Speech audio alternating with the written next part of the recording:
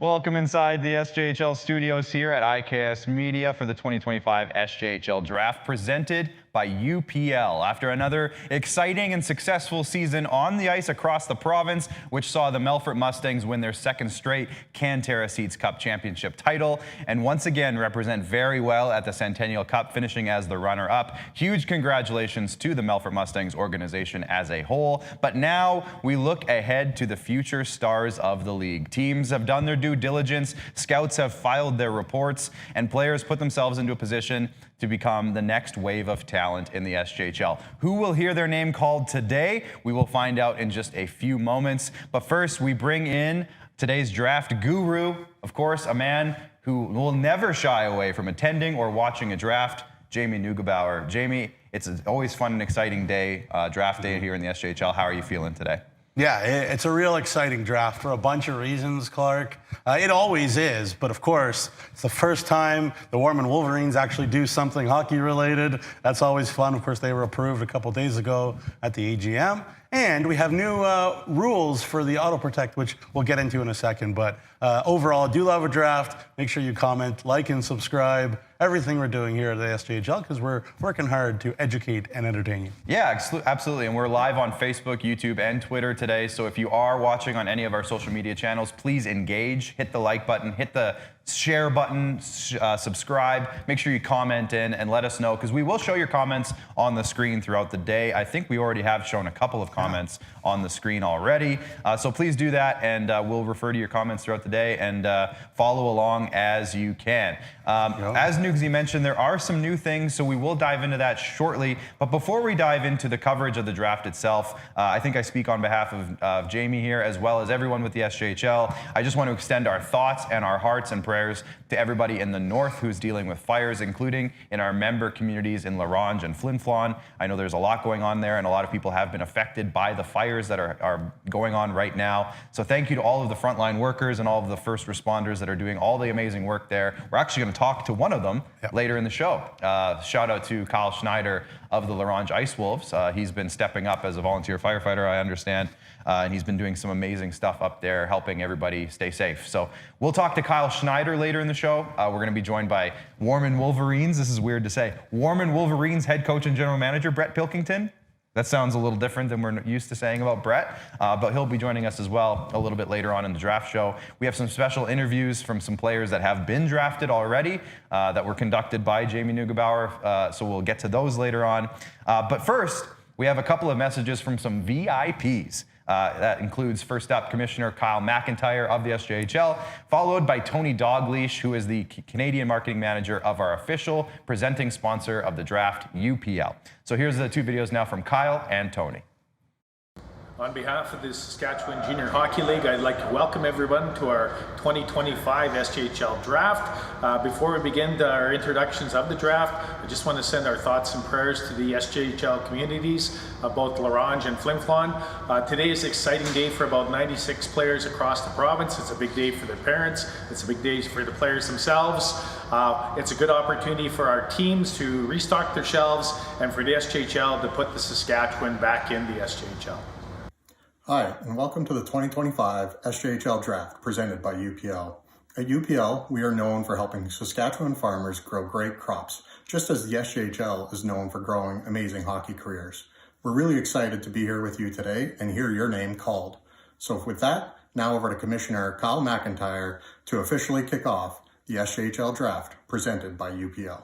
And with that, as Tony mentioned, Kyle McIntyre is in the war room. Can we have a look at the war room right now for the SJHL Draft? Kyle's in there right now with the whole crew. As you can see, the draft is about to get underway. Kyle's about to tell Brett Pilkington to make his first pick of the draft.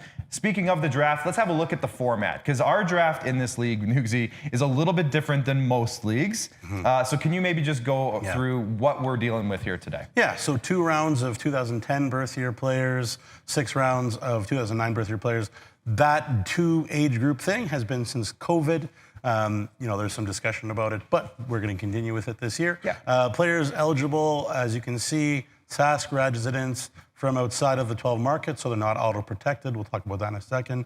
Undrafted previously, I say that because we already had 2 rounds of 2009s, which we'll get to, and players are expected to be selected from those leagues, but anywhere that they're eligible, essentially. Yeah, and some players are playing in, like you said, multiple leagues, multiple tiers, Yep. AA, AAA, some A. Yep. So there's some out there that we'll see from various leagues. But as you mentioned, Nugsy, there are some important rule changes this year that will have a huge effect on the draft talent pool. And that is the auto protect rules. That has changed as of the AGM just a couple days ago. Can you break that down? That is correct, yeah. So previously, if you had a player in your local area, you could list him on your 50-man list as long as you had space.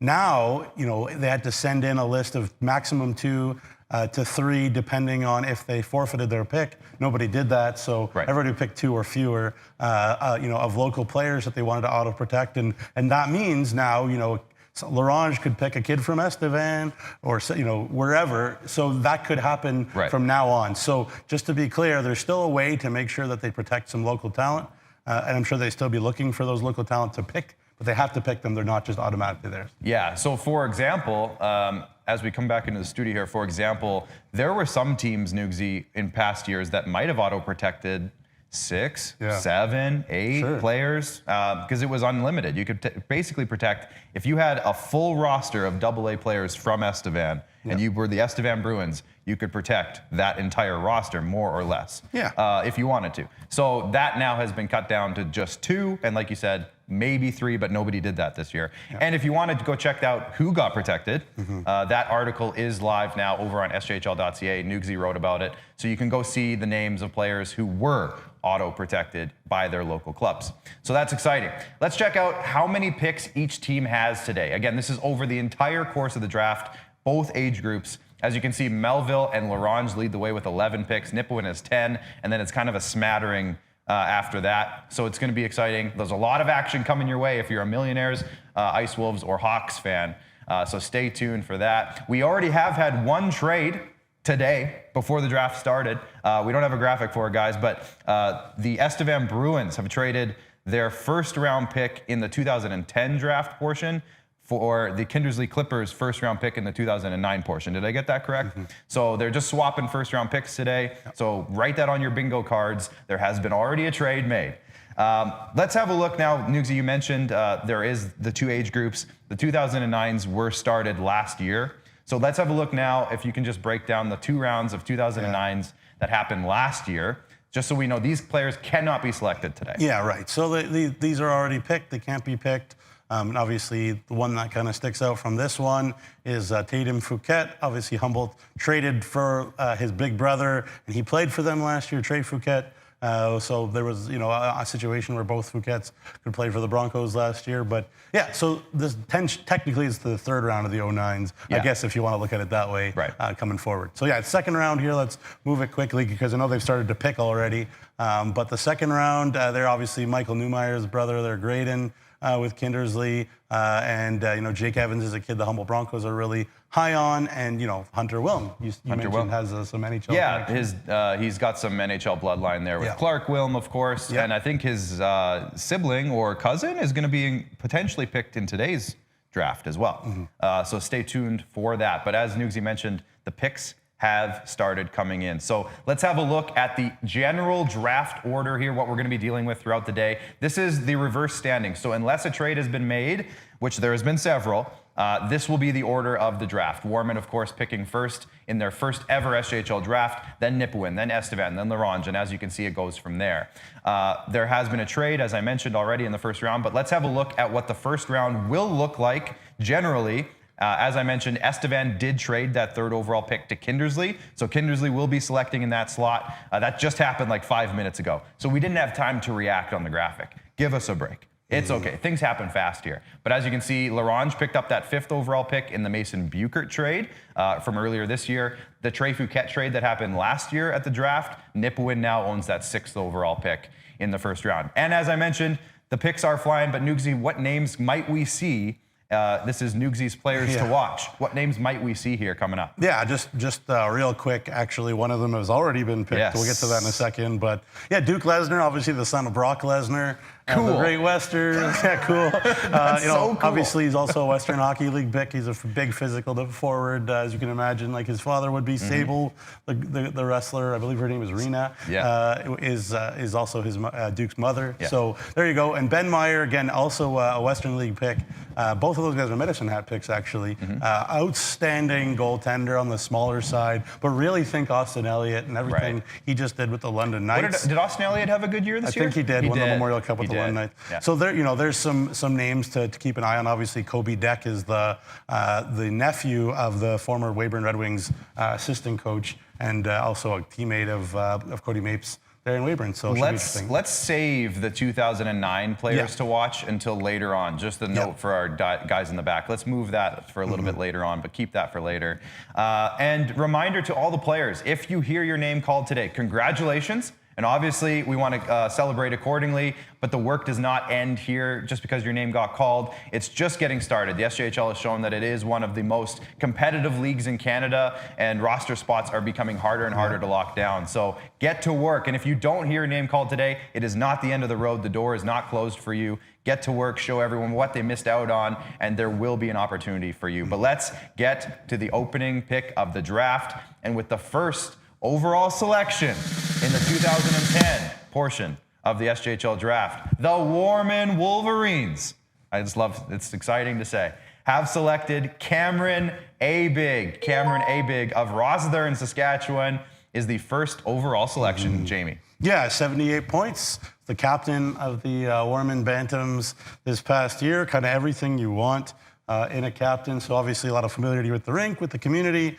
Makes perfect sense. He was one of my guys to watch. Obviously 44 goals. Goes to the right areas too. And my understanding is he's even actually at the Warman watch party for the draft party there in Warman. So congratulations, the first ever draft pick of the Warman Wolverines. Yeah, very, very cool moment. And like you mentioned, he's apparently at the draft party. So everyone there already knew this was happening.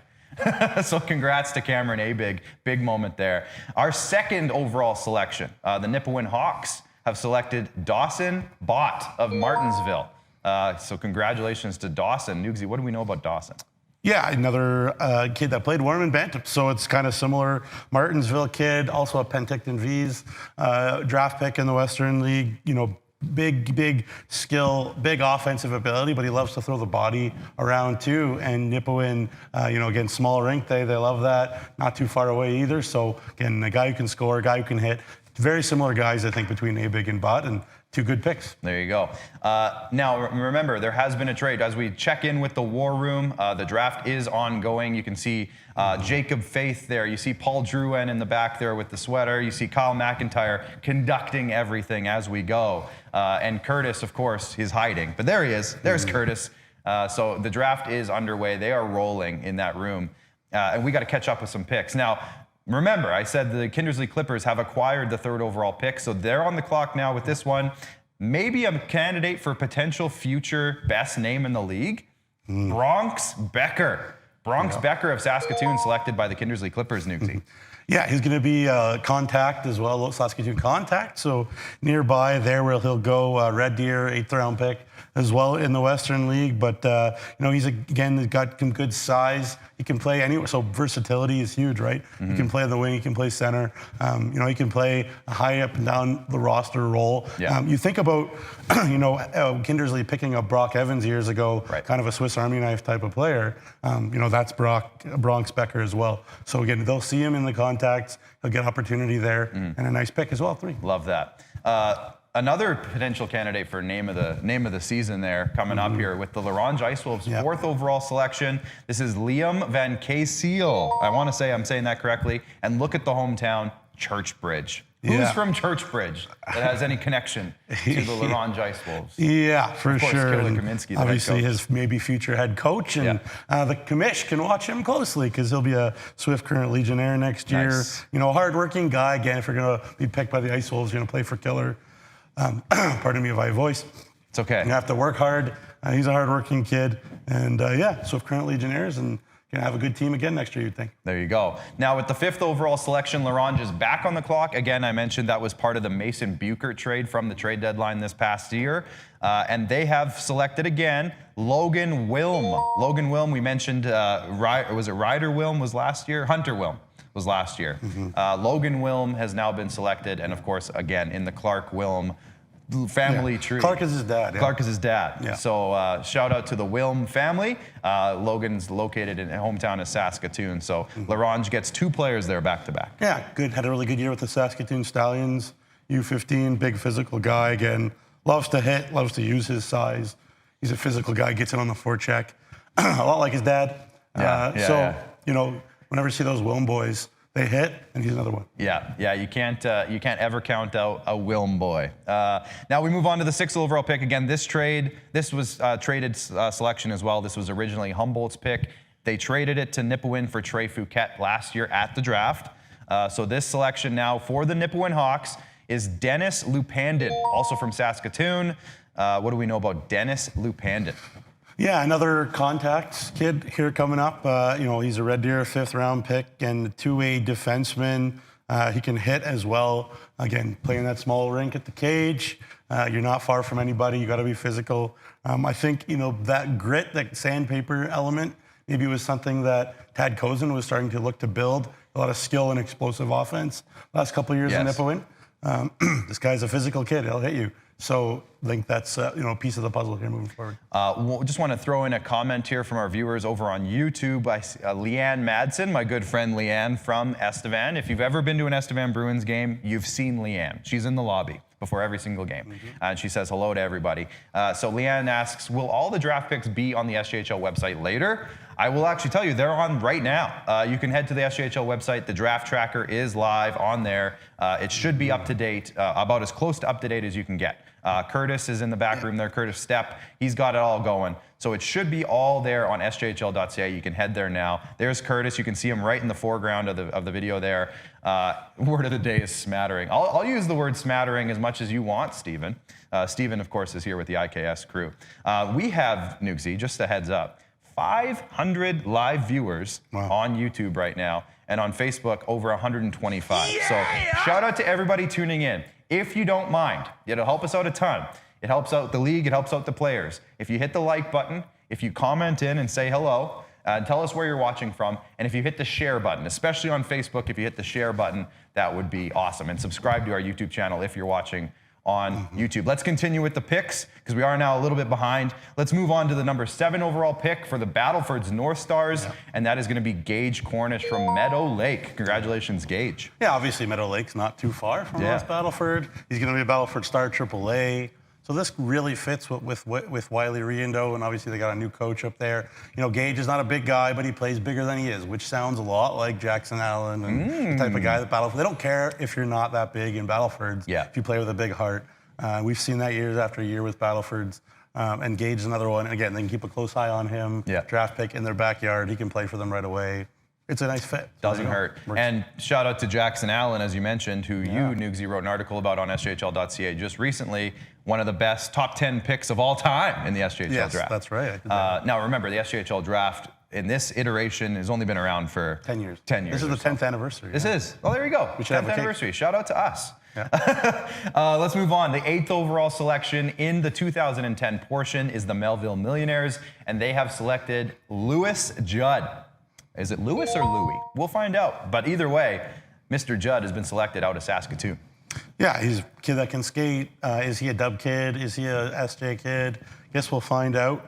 You know, Prince Albert Raiders are very, very, very high on him. But he's fast and he can score. And again, those guys are not growing on trees. So Lewis, you know, again, Doug Johnson will be looking for offense in the years to come. And Lewis is that type of kid. When you find the hockey player growing tree, you will become a billionaire. Let's move on to the 9th overall selection now. Just down the highway a little bit to the Yorkton Terriers. They have selected out of Regina Nash Bowman. Nash Bowman, great name.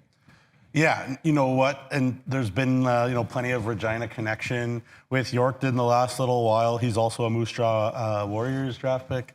Is Nash, and you know, he's a smaller guy again, very offensive, and I kind of highlighted him too as maybe a guy to watch because he had such an explosive offensive year, and especially as the year went on, he kept getting better offensively, and again, we'll see how that translates and if he can grow a little bit. We're talking about 14-year-olds here, but he's a guy, again, you don't find those skilled guys on trees, and right down the road again, Yorkton and Regina, not too far away. So looking for some offense there for Emery Lawson.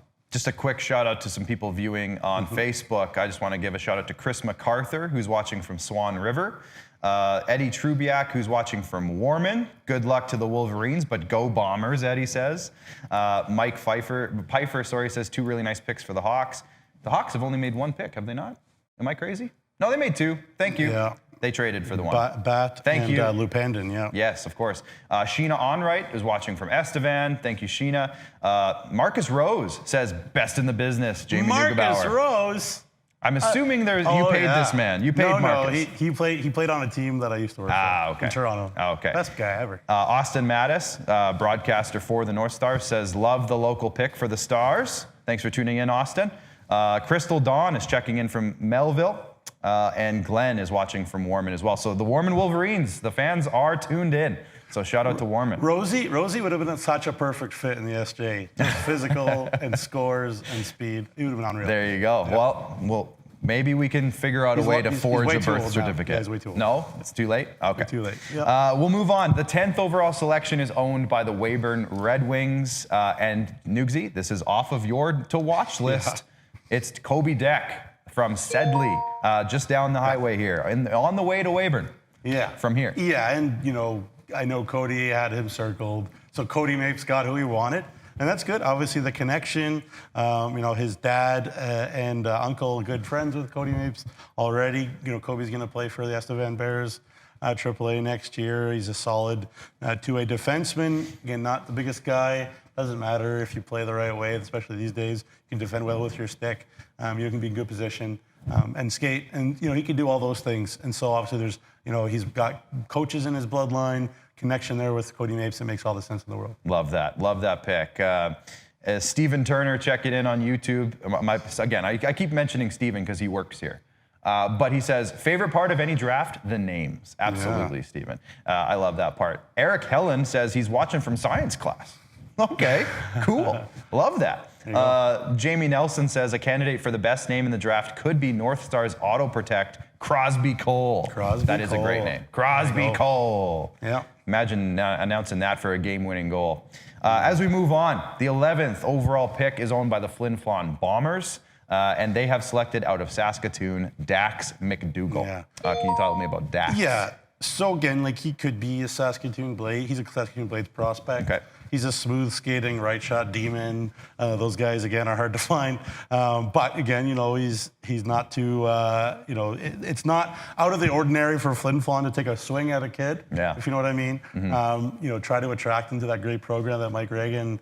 And Mr. Clausen up there, the guru up there, the real draft guru. You talk about real draft gurus, guys like him and Rick Oakes and whatnot. They're the real ones. But Dax, again, great name as well. Great name. If there's a Star Trek fan out there, I'm a big Star Trek fan. But anyways, Saskatoon Blazers, really nice skater, right shot.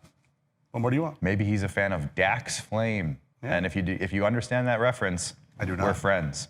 Dax Flame was a hard to explain.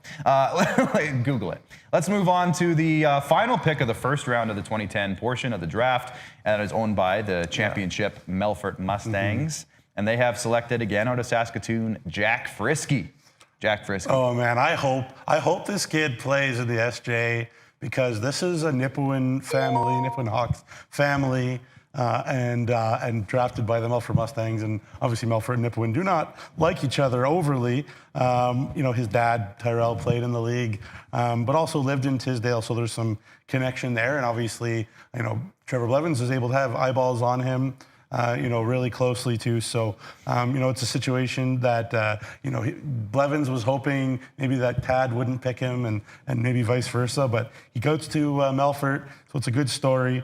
And, also he's a Medicine Hat draft pick, Saskatoon Blazers as well. So the Blazers are going to have a lot of SJ prospects on, as they usually are. and he's going to be another one. There you go. Well, that concludes the first round of the 2010 portion of this draft, but the picks are rolling, so we're going to keep going with the 13th overall pick. Originally owned by, technically, Warman, but this was traded by Notre Dame, if I'm not mistaken, Nugsy. It's now owned by the Weyburn Red Wings, and they have selected out of Martinsville, Weston Kostiuk. So there you go. The Weyburn Red Wings have their second pick of the day, Nugsy. And also another newsy kid to watch. Right. Yes. So I'm doing all right on my list there so far. Swift Current Broncos draft pick as well, 5th rounder. He's going to play for the Warman Wildcats next year as well. And, he's a hard-working kid. He's got that great soul. Cody Mapes, he's going to love those types of guys that give it 150%. That's the way Cody Mapes lives and does everything too. So, it's a good fit. And, obviously Cody picking up, 2 of the first 13 picks, if you think about it, getting the first round pick and first overall pick in the second round. So there's another kid as well that'll work hard, that can score as well, a lot of goals. Another kid in the SJ backyard now with Legend Center and the Warman Wildcats. Just got a quick note here from my good friend. I'm going to say your name. I think this is okay that I'm saying his name. Chris Lugood, former Estevan Bruins head coach. Yeah. He says McDougall's dad, Dax McDougall, who was picked by Flin Flon, is also a Bombers alumni. Yeah. So there you go. A little family connection there. I just got that note now. You did too? And not from Chris Lugood, from someone else. Well, Dax McDougall's a popular kid. I wish that person had told me before the draft started. Oh, I wonder who it could have been then. But I love everybody. Yeah, we love everybody. It's all good. Appreciate all the notes. Love everybody. I got a note from Kean Bell saying Crosby Cole was their assistant trainer for the North Stars the year they won the championship. Oh, that's in super cool. 22-23, would help at all the home games. So if he could end up playing for the North Stars, that would be so unreal too. The storylines are unbelievable. And thanks for tuning in, Kean. Yeah, good to hear thanks from for tuning in, everybody, for sure. Anyways, we are moving on. The Nipawin Hawks have made their now 3rd selection, and this is one of the best town names in Saskatchewan. Porcupine Plains.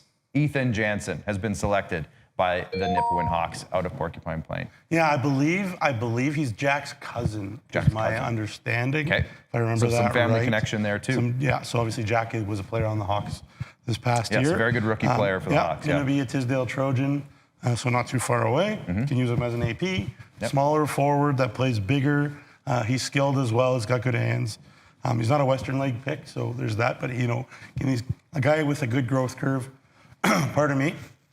And Porcupine Plain, Tisdale not too far away. So again, Tad just has drafted so well with Dana and Trevor Sabo, those guys the last little while. No surprise that they have had some sustainable success, we hope, going into next year. Love that. Couple comments. One is going to be specifically about this next pick, so save that one for a minute. But Jax Bubnick is saying he's watching from Miss Clemens' class. Oh, there you go. I'm loving this. I hope we're interrupting every classroom across the province today. So I appreciate Jax tuning in. He's watching from Saskatoon. So is Rodney White. Eric Helland, I mentioned he's watching from a science class as well. Maybe him and Jax are friends. I'm not sure. But a little earlier on YouTube, we had a comment from Lil Nate. Lil Nate says, Taron Anderson, 1st round pick. Well, how about this?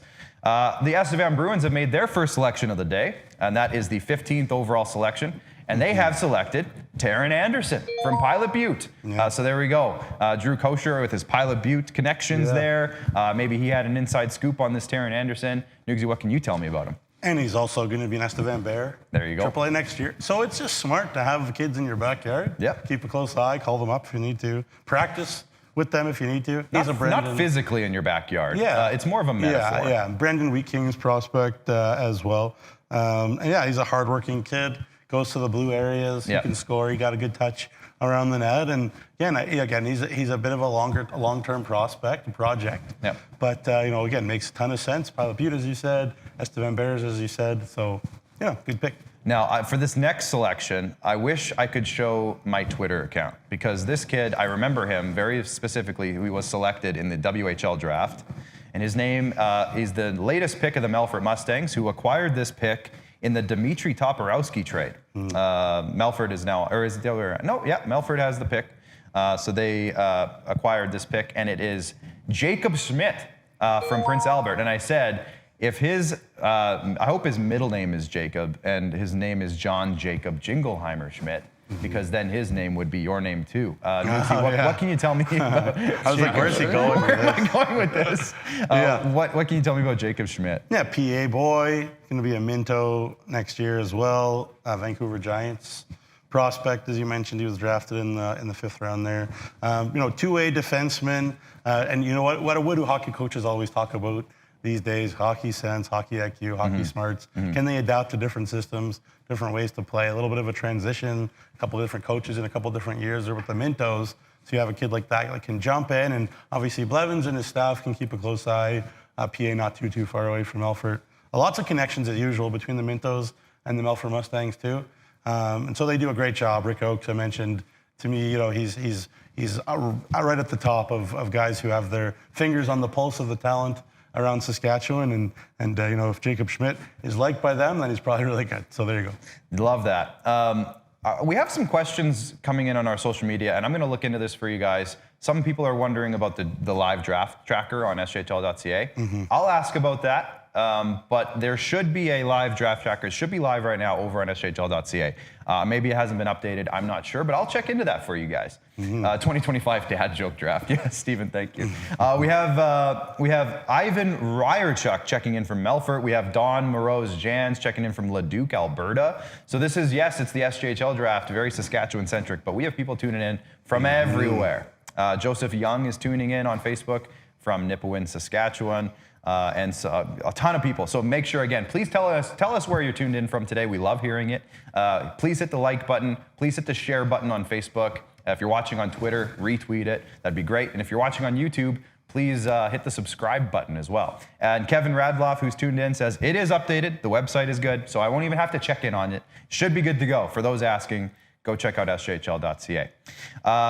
Now, where are we? We are at pick 17 and the Kindersley Clippers. And this one is Maple Creek's Finn Gustafson. Finn Gustafson is now a member of the Kindersley Clippers.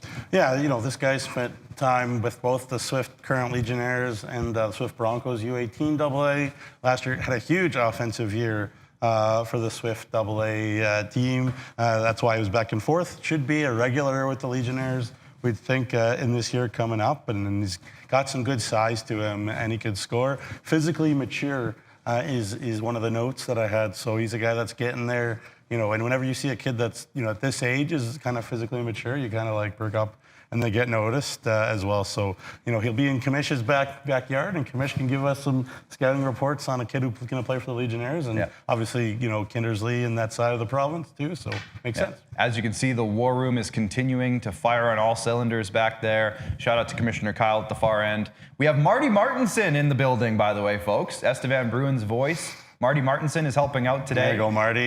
With a few different things. We have Jacob Faith there. We have Curtis Stepp. You can see. You can't see him in this corner down here, right here. Kelly Lewick, who is our he's directing traffic back there, graphic-wise. So if you're watching on social media stuff, you'll see some graphics from Kelly throughout the day. He's making those right now. So they're firing on all cylinders. We'll keep going here. One comment I just wanted to mention, Nugsy, you'll appreciate this one. From the Regina Trappers baseball team, senior men's baseball team, which is my team this year, Dylan Edmonds is checking in. Dylan Edmonds, who's a really good infielder for us. He says, go Trappers. Dylan, wrong sport today. But I appreciate you checking in and saying hello. We have Victoria Suwala checking in from Melville, Nixon Reed from Fort Qu'Appelle, Anthony Bear from Melfort. Braden Mastel is checking in from his awards show at school. So again, we have people tuning in from school today. I hope every school in the province has shut down operations and are tuned in to watch this show today. I hope so. We're also almost at 600 viewers on YouTube, Nugsy. I saw, sorry to interrupt you, Austin Cardell commented, our old buddy there, he's from Flin Flon, but he's in Benito, Manitoba. Stay safe there, Austin. Yes. Kelly Coaster Jacobson, great photographer. Yeah. You stay safe. Obviously, had a really long chat with Mike Reagan about how everything was up there too, not too many days ago. And we're all our hearts are out, as we talked about. Yes. To the people in Flin Flon and Ronge. So, definitely reiterate that. We have had a few comments in saying, wish I was home in Flin Flon, but we're somewhere. And then, my understanding is the else. Whitney is totally indestructible. So yeah, I don't think it can be touched. Yeah, No. pretty sure. Let's move on now. The draft picks continue to come in. We will move on now to the 18th overall selection with the Humboldt Broncos picking. I'm going to assume this is Ty Nakovny. I'm going to say Nakovny. It might be Nakowney. Could be either way, but he's out of Saskatoon. What can you tell me about Ty? Yeah, contacts. Again, we're going to play an interview with Rylan Hugh later, and another contact, Saskatoon kid too, the Broncos.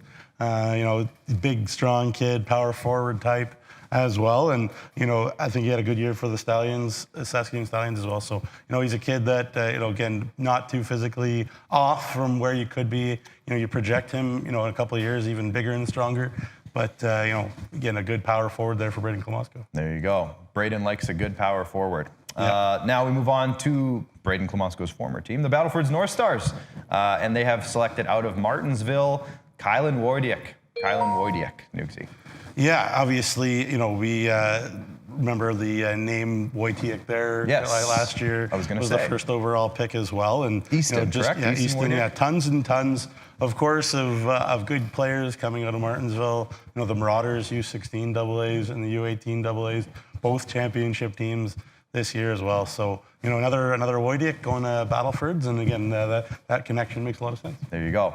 As we move on, the 20th overall pick for the Melville Millionaires out of Saskatoon, Carter Wiggins. Carter Wiggins. Well, yeah, look, anytime you see a kid that's around a goal per game, not just point per game, goal per game, he's doing something well at the U15 AA level. But 27 goals, 52 points in 28 games for Carter, for the Stallions Bantams. Again, we're talking about Doug Johnson. So far, he and his crew have really gone heavy on dynamic offense, which is very interesting. And yeah, obviously, if Doug Johnson picks you, you better fit into his system and then express yourself. But Carter's got skill, no question about that. That's fantastic. Yeah, and we know from this past year that Doug Johnson's system works. Yeah, and goal scoring for them became a thing, but they found it at the end, and that's why they made the playoff run that they did. And obviously, they had a really successful year in Melville, considering where they were the previous years before that. So shout out to the Melville Millionaires. We move again down the highway to the Yorkton Terriers for the 21st overall selection, and they have selected Kai Lanigan out of Regina. So another player out of Regina, Nugsy. Yeah, he's going to be a Pat C. Regina Pat C's. Next year, obviously, the champions. Are they good? The TELUS Cup champions thereof. Nobody's picked Maddox Schultz. But, there you go. Kamloops prospect as well, Lanigan. And what does he do? He hits people. He is physical. He is a monster. You think kind of, in the mold of Lucas Ochitwa, if you were, around with the Melfort Mustangs, not the biggest kid, but loves to crush you, even though he's not the biggest kid. He uses what he has, and he'll be able to learn and move pucks better and all that, but he'll jump right into that AAA Regina system and learn the game well. And, in a winning culture, and, I'm sure the Yorkton Terriers put that in their minds as well. We have 3 picks left to announce in the second round of the 2010 portion that will complete the 2010 portion. Maddox Schultz watch is officially on. Yeah. We have 3 picks left. Will it happen? It's not going to happen. Nugsy. You never know. No. With the 22nd overall selection in the draft, this is a pick that originally belongs to the Weyburn Red Wings, had been traded to the Ronge Ice Wolves in the Ty McKay trade. This one is, again, Ronge Ice Wolves have selected Bo Anholt from Nacum. Yeah, so, the pick that was made is Bo Anholt from Nacum. Of course, Nacum, the home of the Vikings, not too far away from Melfort. Lethbridge prospect as well in the dub. Prince Albert Mintos is where he's going to be. He's, kind of a lanky kid, but he's big. He's tall. He can score goals. And, he'll chip in offensively. He'll work for you. He'll play up and down the lineup. He'll kill penalties and use that size. And I'm sure they make them tough in Lake Nacum, just like Notre Dame former trainer Joel Heidemann. I'm sure there's a connection there somehow between the the Webbers, I guess, and the Anholts. But there you go, Nacum, Saskatchewan zone, and small town kid. Love to see it. Yeah, give me a ding if my microphone is working. Yes. Well, Mike, he's having some. That? There you go. His microphone was muted. I Perfect. muted myself. It's important to be off mute. I Love that understand. for us. I was going to make a joke about... Yeah, thanks, guys. I was going to make a joke about Nacum. They don't make them like Nacum. Because Nugsy said something similar. Anyways, that was dumb. Let's move on to the 23rd pick now that my microphone is on. And it's owned by the Flin Flon Bombers. And this is a name... It's going to be another name. And we're going with Nixon Arcand Vandal. Yeah. I think that's how you say it. And that is a fantastic name out of Saskatoon. Yeah, his brother Cash is a very highly thought of Red Deer Rebels prospect as well. You know, Nixon is a Lethbridge Hurricanes prospect. He'll play for the Wolman Wolverines, or the Wolman Wildcats, pardon me. Yes. Got to be careful about that now. You got to be careful. The AAA Wildcats. Good-sized kid. He can really, really score 78 points in 27 games for the Saskatoon Bandits. It's a lot. U15s last year. So, you know, is he a Western League prospect? Yeah, again, I've talked about this many times. They'll take swings up in Flin Flon because they can really attract these kids. And Nixon's another one. And they have Western League bloodline. See if that's where he goes. If he goes to Flin Flon, it'd be a great pickup too. But, you know, he's got time to develop. He'll be there in Warman. And, yeah, it's a very interesting pick. Might as well, late in the 2010s. Sure. Might as well take a swing. You know, the funny He's a part swing. about Flin Flon Yep. is you mentioned they like to take those big swings on those types of players. Yeah. Tends to work out It for does. them. They do get those kids. You know, those kids come there. So good for Flin Flon. Obviously, they Yep. have that culture there, and they do Yep. things pretty well up in Flin Flon. Now, this last pick of the second round, and then we're done, the 2010 portion. Again, Maddox Schultz watch is on. This is the last possible pick. It is owned by the Melville Millionaires. It was originally owned by the Melfort Mustangs. They, of course, it was part of the Nicholas Andrusiak trade. Was he an important player for Melfort? Yes. So that trade worked out for Melfort. Will it work out for Melville as they have selected out of Regina, Alan Hann? Alan Hann. Well, you know, I talk about, you know, being around a goal per game for another Melville prospect. Here's another kid, a Melville prospect that's over a goal per game this past year with the Regina Aces. U15s, 27 goals in 22 games for Alan Hann, 44 points. So again, he can put the biscuit in the basket, and it's Love a so good interesting. basket biscuit. Melville, all these picks, they're picking pure offense. Yeah. And that's so interesting, Yeah. you know, to just really stockpile these guns. And, you know, certainly, you know, Portland in the Western League has an eye on him. He'll be a Regina Pack Canadians. You can probably guess from where he's from next year. But, you know, very interesting to see Melville's direction in this draft so far. And again, we have 11 picks total. So we'll be saying the name a lot. Yes. But Doug's got to be happy bringing in lots of these offense. He's a smaller guy, but he's got lots of skill, as you can see. 27 goals. 22 games, not too bad. Check this out. Braden Mastel is going to get suspended from school because of this draft. Thank you, Braden. And I'm telling you, if you're not getting suspended today, you're not trying hard enough. Braden is my favorite human being today. I bet the commissioner of the league, who's a former school superintendent, loves that. He's going to love that. Kyle, I apologize in advance for all the things I'm saying. I wonder about if Jack missing Bubnick school. is related to Taylor Bubnick, the former There's a Jimmy Bubnick. There's a lot of women's Bubnicks. soccer player. There's a lot of Bubnicks. Anyway. But with that, the first portion of this draft today is complete. The 2010 portion, the first two rounds, is complete. It's in the books. Maddox Schultz, sorry you didn't get drafted. Yep. He's probably going to be struggle. I don't know how he'll recuperate from this, but he has not been drafted. Sorry, Maddox. However, we have to take a break. We have a nice feature coming up here, and you can watch this full feature and a few others over on our YouTube channel entirely. But we're going to show you a snippet now of a pretty good draft pick of his own right, Mason Karkachuk of the Nipawin Hawks. Newsy spoke with him the other day. So we're going to hear from Mason about his draft day experience, and then we're going to hit a commercial break. And when we come back, we're going to kick off the 2009 portion of this draft. So stick around, everybody. All right, we continue with the SJHL draft here in 2025 with one of the elite players in the SJHL. Right now, it is Mason Karkachuk of the Nipawin Hawks. Mason, thank you so much for your time. We'll jump right into it. The second overall pick in the 2022 draft out of the Saskatoon Contacts. Mason, take me back to that day. How did you hear about being picked? What were you doing? And how did it feel? Obviously, Nipawin and Saskatoon not too far away. Yeah, no. So the day of, I was actually in school at the time. It was like, it was a break, and I had no idea I got drafted. And I was walking through the halls, and everybody's like, "Hey, you like see like you got picked or whatever." I was like, "Oh, no way!" And then I was like checking my phone, and I was looking, and then finally I got a call from Tad, and he was like, "Hey, like just before you find out from everybody else, we decided to choose you at second overall." And it was at school, and my buddies were pretty excited. I was excited. It felt pretty good. I was a little surprised that I went that high, but it was awesome. That was a great feeling. Yeah, for sure. Obviously, out of the Saskatoon Contacts, which is a place where SJHL teams take a lot of kids. So, tell me about how familiar you were with the SJHL. Growing up, obviously being a Saskatoon kids, the Blades just down the street, but obviously the SJHL has been such a big part of this province for such a long time.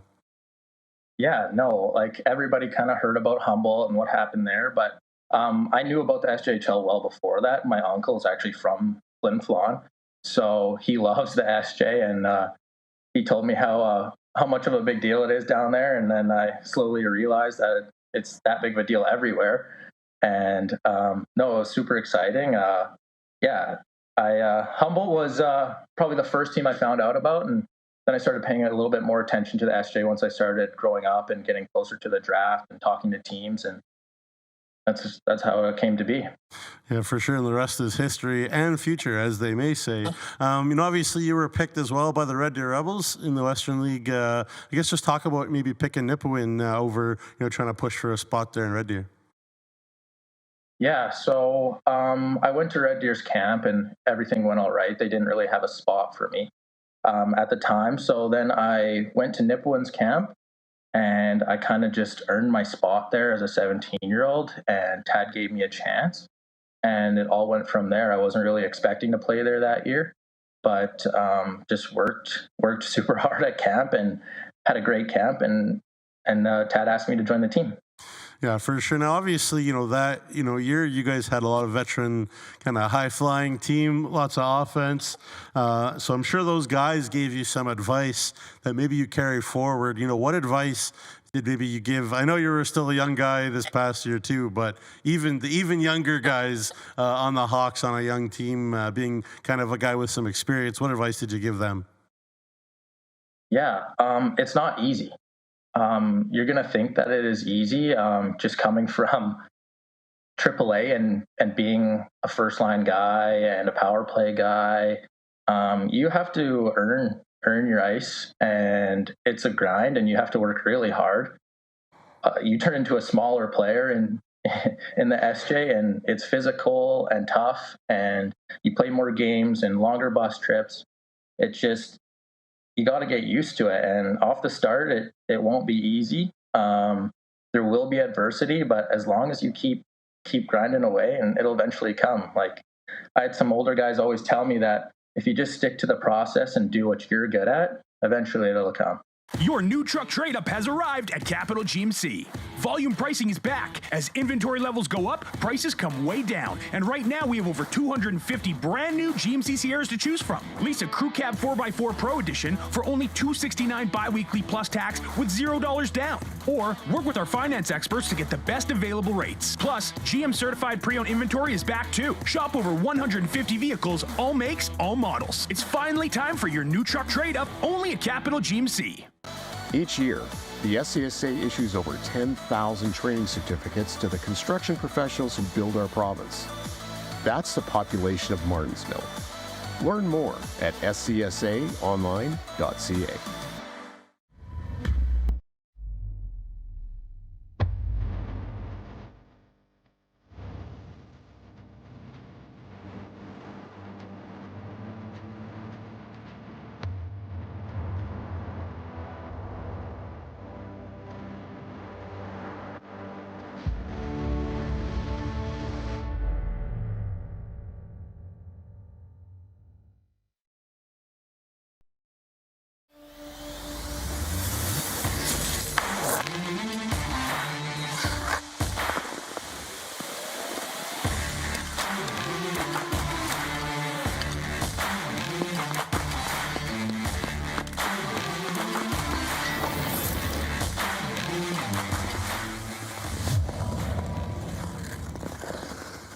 As a student, things can pile up fast.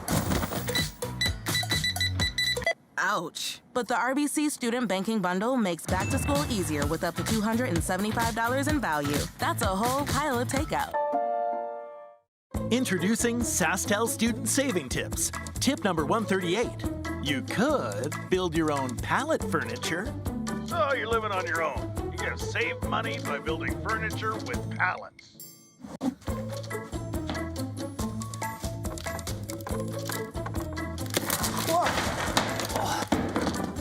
Or get Infinet 150 for only $50 a month with SaskTel Student Deals. Increase your home comfort with high-efficiency natural gas equipment. Sask Energy offers rebates so you can lower your energy use and save money. For a list of rebates, contact a participating network member or visit saskenergy.com.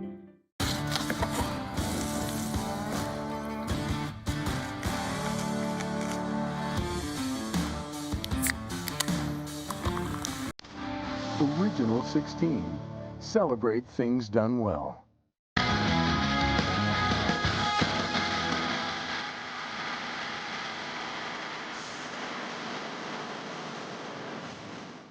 All right, welcome back inside the SJHL studios here for the 2025 SJHL Draft. The 2010 portion of the draft, the first two rounds, is complete. Let's have a look now at the recap of those first two rounds. Just really quickly, as you can see, the first ever selection for the Warman Wolverines, Cameron Abig. Congratulations to Cameron.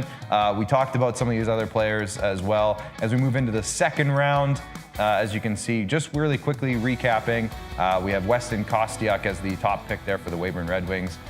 Ethan Jansen got some SJHL blood with his cousin Jack, and some other great players. And Nugsy covered it. If you want to go back in the broadcast itself, Nugsy talks really great about all these players, so you can check that out. But congratulations to everyone selected in the 2010 portion. Now we move on to the 2009 portion. So Nugsy, there are some players that you think are maybe names to look out for. We have 6 rounds of this coming up. So there's lots of opportunity for picks. Can you name some of these players here? Yeah, well, so Max Fusel, you know, as an 09, so as a 15-year-old, 50 points in Sask AAA. Smaller guy, obviously really helped him to play with Brennan Brown, you know, who's maybe going to the Western League, maybe he'll be a Warman Wolverine, but elite player, of course, in AAA, and, you know, the young Ryan Gibbs, etc. Great players with him to play with in Moose Jaw, but, you know, he really took advantage. You know, Ralph Ramazanov, we can talk about him. He's going to be a Blazer, really skilled guy. Saskatoon River Kings, always so many good players out of there. And, you know, you go down the list there, Carter Hilbig, the cousin of great Kindersley Clippers, Tylen and Ethan Hilbig, the goaltender there. So it'll be interesting. We didn't see any goalies picked, by the way, in the 2010s. But we'll see if there are any in the 09s. But there you go. You can be keeping track at home. I got 4 for 6 for the 2010s, I think. But, well, there you go. There was a goalie auto-protected, if I'm not mistaken, but none selected in the actual draft itself. So here we go. We're going to kick off the first round now of the 2009 portion of this year's draft. The selection has been made. It's the coolest name I've heard in a long time. And we're going to go with the Warman Wolverines' second first overall pick of the day, Raphael Ramazanov from Saskatoon. Congratulations, Raphael. You have a very cool name. Nugsy, what can you tell me about Rafi? Yeah, well, you know, Brett Pilkington, he's talked about how much he admires that Saskatoon River Kings U18 AA program. They just win and win and win. Yeah. They produce good players every year. And, you know, Raphael's another one. He's going to be a Blazer. He played a couple games with the Blazers as well. My understanding, again, is that he's at the Warman watch party there along with Cameron Abig, and so they're going to give him his jersey, which is awesome. Congratulations, Raphael. Very offensive guy, very slippery, skilled. You know, he's going to need to grow, obviously put on some LBs. A lot of these kids are, but, you know, he goes to the right areas. He's very smart. He moves without the puck very well. I watched him on video quite a bit, and, you know, he gets rid of the puck and then he moves to good areas and good space. He's not watching the puck, he's moving to a good spot, and that's how he's generated so much offense for a very good offensive River Kings team, and he led them in points. And yeah, proud to be a Wolverine, my understanding is too, so cool. Congrats to Raphael. As we move along, the Nipawin Hawks have the second overall selection, and out of Pilot Butte, they have selected Max Fusel, who was on your players to watch, as was Raphael. But can you talk to us about Max? Yeah, it's interesting. Just a quick note. It's I find it a lot easier to evaluate the kids who are playing AAA U18 the 09s, we'll say this year, than the 10s. But anyways, yeah, Max, smaller guy, goes to the right areas, plays with good players. He's intelligent that way. Good offensive instincts. This is interesting. My understanding is a lot of teams are very interested in him. So for Nipawin to get him, my understanding was there was a little bit of anxiety even with Nipawin, whether, Warman would take him, because he was in some ways one of the prizes really of the draft. And so Nipawin gets him, and it's no at all surprise that Max went this high. 50 points as a 15-year-old is pretty good, especially, obviously Max Schultz is. But for Max, that's a great year too. Yeah. And he'll continue to be good for Moose Jaw. Fantastic season. Now, this is going to be interesting, and see if I can break this down for you. The 3rd overall pick was originally owned by Estevan. It was then traded last year for the rights to forward Zach Burns. So Melfort owned that pick for a little bit. And now we just had a trade to announce. Let me see if I can pull it up here. The Melfort Mustangs have traded this year's 10th overall selection in this round and the 12th overall selection in this round to the Weyburn Red Wings for this selection, the 3rd selection, as well as a 2nd round pick next year. So I think I'm following this. This pick now is belonging to the Weyburn Red Wings, and they have selected out of Weyburn, Van Hubner. Van Hubner out of Weyburn. What can you tell me about Van? Yeah, and so, it's a situation where, in past, Weyburn could have just auto-protected him and put him on their list. Right. But because of the new rules, here he is being picked. PHA, again, has produced a lot of good players. Our good buddy Daz Mitchell, for example, Zach Summers, the list goes on. Prairie Hockey had him out there in Carenport. Here's another one. He had a really good year. He's a big body defenseman, big shot as well. And again, so Cody Nace will be happy to get his, mitts into a local boy and establish those connections. And my understanding is he's going to take the jump from the CSSHL to AAA to play for the Estevan Bears. Nearby again to Weyburn next year. And so again, Cody can keep a close eye on him. There you go, love that. As we move along, the Ronge Ice Wolves on the clock with the 4th overall selection. And out of Anaheim, they have selected Colton Vedras. Yeah. Nugsy, what can you tell me? Yeah, of course, Rhett Vedras' little brother. Rhett was the 1st overall pick, I believe, back in 2022. Yep. To Weyburn back then, now obviously with Kindersley. But, Colton, is a kid that's going to play for Warman, good-sized defenseman, can skate, sounds very similar to Rhett. Moves pucks, simple, keep it simple, good things happen. But cool to see that family bloodline and a little bit of familiarity already with the SJHL, and that doesn't hurt. And so Colton, I don't think he'll be super far away from the SJ because of his intelligence and the way he can skate and his size as well. So, very similar to his brother. There you go, love that. Now this next pick, the 5th overall selection in this round, was originally owned by Kindersley. Of course, we talked about it earlier. They have traded this pick to Estevan. So the Estevan Bruins own this pick now, and it is out of Martinsville, Rami Borowski.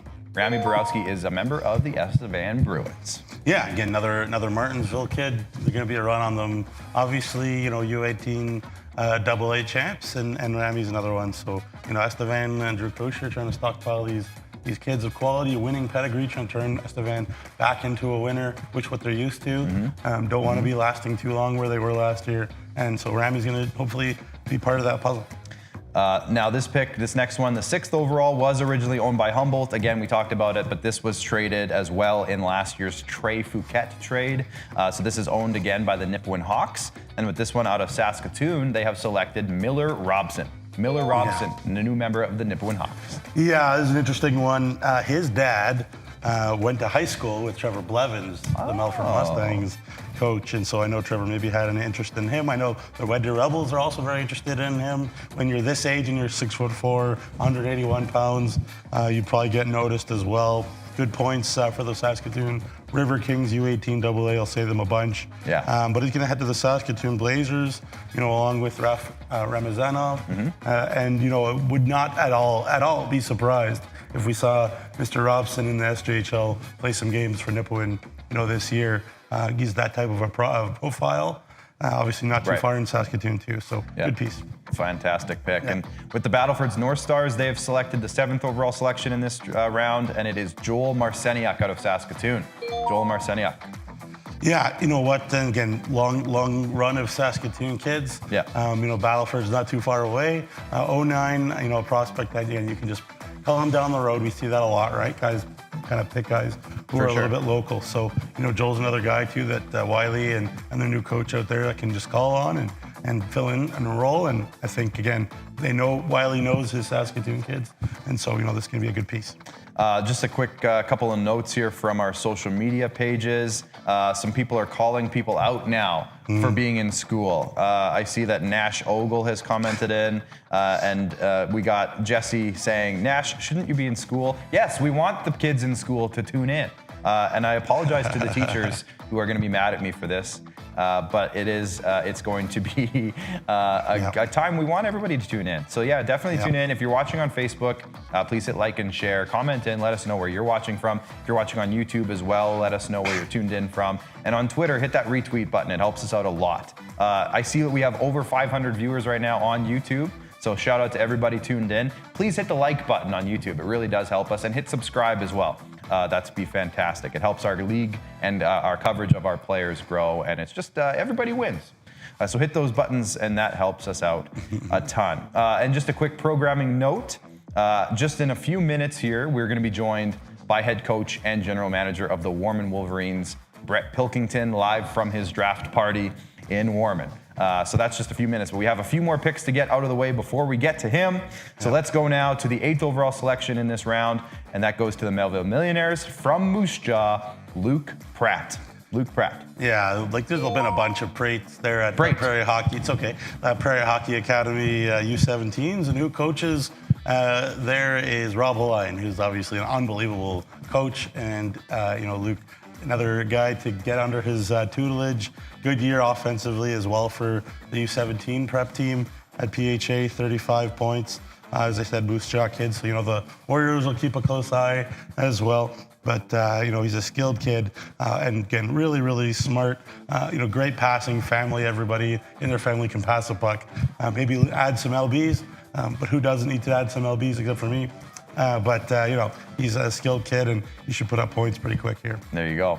As we move along to the 9th overall pick, the Yorkton Terriers have selected Trey Peterson. Sorry, I was going to say Patterson. Trey Peterson out of Sturgis. Congratulations, Trey.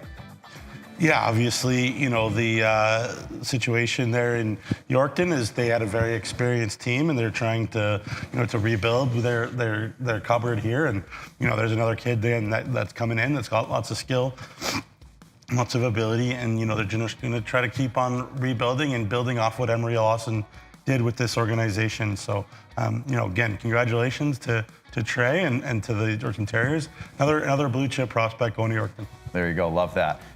The Weyburn Red Wings originally had this pick, but it has been traded, as I mentioned earlier, to the Melfort Mustangs. And the Mustangs have selected with this one out of Saskatoon, Declan Larmer. Declan Larmer is the newest member of the Melfort Mustangs, Nugsy. Yeah, this is another kid, too, that's, Moose Jaw Warriors, AAA prospect, dependable guy. I think, playing in his own end is his first calling card. One of those kids that I liked on the Saskatoon River Kings U18 AA as well. But again, they're so well coached, so well developed down there. He's really in his own zone first, and he'll develop the offense. Usually it's kids want to just go and score, and then they have to learn the defense. So Declan's a kid that's a little bit more mature that way. And obviously Trevor Blevins and his staff can teach him a lot of things about fitting in and finding a way and finding a role with the Mustangs. You think about your buddy or your cousin Caleb Binner, Austin Shepard, Denton Cox. The list goes on. These guys finding a way to fit what they're trying to do and win championships. Yeah, and that's what Declan can do. That's fantastic. With Flin Flon's 11th overall selection out of Regina, they have selected Logan Edwards. Flin Flon has selected multiple players out of Regina in the past. I think of a guy like Cohen Sempt. I think of a guy like Jackson Skifton. They've selected a few players. So another one out of Regina. Yeah, certainly the connection there. And obviously he is Matty Edwards, the Weyburn Red Wings cousin. So again, similar, physical, mean. Mike Reagan does love a mean guy. And you think about Alexander up there this year. You think about other guys in the past up there in Flin Flon. He's a hard-hitting. He's a D-man, unlike Matty, but he'll hit you and he'll hurt you, and that's what he's going to do. There you go. Love that. And with the final selection in the first round of the 2009 portion. Melfort's back on the clock. Again, this pick was originally owned by Weyburn today, but it was originally owned by Melfort. They swapped it last year at the draft, if I'm not mistaken. So Melfort is back on the clock with this one, and they have selected out of Saskatoon Oliver Husnick. Oliver Husnick out of Saskatoon. Yeah, he's going to be a Blazer next year as well, and another Saskatoon River King alum. A big two-way right shot D-man, not easy to find. And for him to land, at the end of the first round here for Melfort is very, very nice. And obviously they had their eye on a couple of guys. So for them to get some Saskatoon kids that they know really well, again, Rick Oakes really trust his eye. And again, big two-way right shot defenseman. Can't really go wrong with stockpiling those guys. Now we're just waiting. I think we have Brett Pilkington ready to join us. We're just waiting for him to flip his camera and microphone on. So as soon as Brett flips his camera and microphone on, I'm saying this loudly because my director Bryce is saying, can you please see if you can get a hold of him? Maybe send him a message too if you haven't already. But we're just waiting for Brett to turn that on. But while we're waiting, the picks have continued to roll. So why don't we just keep going a little bit here until Brett is ready to go and we get the green light. As the second round now has started and we go to, it was originally a Warman Wolverines pick again. This was originally the Notre Dame Hounds. They have traded this selection. When they were Notre Dame, they traded the selection to Melfort. So Melfort has now picked 3 of the last 4 players. And they have selected Cade Kahovic out of Aberdeen. Yeah, so I'll just quickly mention Saskatoon Contacts is where he's going. Prairie Hockey Academy this past year, offensive instincts from a D-man as well as from the RM of Aberdeen, as we said. So small town boy, but again, talented guy. And my understanding is Brett's ready. Brett's ready. Let's go to Brett. So let's go now to the Warman Wolverines draft party as we're joined now by Brett Pilkington. Brett, does it sound weird to say the Warman Wolverines head coach and general manager Brett Pilkington yet? It's starting to sink in a little bit and sounding pretty good, but it took a little bit to get there after 6 years at Notre Dame. Yeah, absolutely. Well, Brett, first of all, congrats on the draft party. I know that there's some stuff going on there. You have the players in attendance, your first 2 selections. Can you tell us a little bit about, first of all, Cameron Abig, your first overall selection today, and then your second first overall selection, Rafael Ramazanov? Well, yeah, we got a lot of familiarity with Cameron Abig there. He played in Warman and had great numbers in the AA league, so we're fortunate to get him with our pick there. And then Rafael, we've watched him quite a bit, our staff, and understand, he's a player that has offensive upside and plays the right way. And so, again, we're really happy to have him. Yeah, Brad, I gotta ask you about expectation. Obviously the hope is that you in Warman can turn the ship that was Notre Dame quickly into a contender. But what are the expectations inside Warman like? As we get started here with the team. Well, again, the biggest thing for us, Nuge, is getting local players, local Saskatchewan players more than we had at Notre Dame there. And at the same time, we want to keep the vision of development, and in that is winning hockey games at the same time. So. Yeah, obviously very important. Obviously Notre Dame being a particular situation, the focus on the draft may be a little bit different. Just talk about maybe what you mentioned, getting SAS kids, but just the excitement level, the ability to to really pick whoever you want in a way. How much fun has it been getting prepared for this one? Yeah, it's been great having a staff help me look through players and film and then the ability to just look at a full list for once and draft the players we need. So a couple weeks ago, feels like a couple weeks ago, maybe it was a little longer, in speaking to both Cole Catcher and John Abrametz, who are involved in the ownership group of the Warman Wolverines, they mentioned how nice it was to have a guy who's had this much experience kind of step into your role, Brett, and be able to just kind of navigate what it all takes to be a new team. Let's turn that ship around a little bit and look at it from your perspective.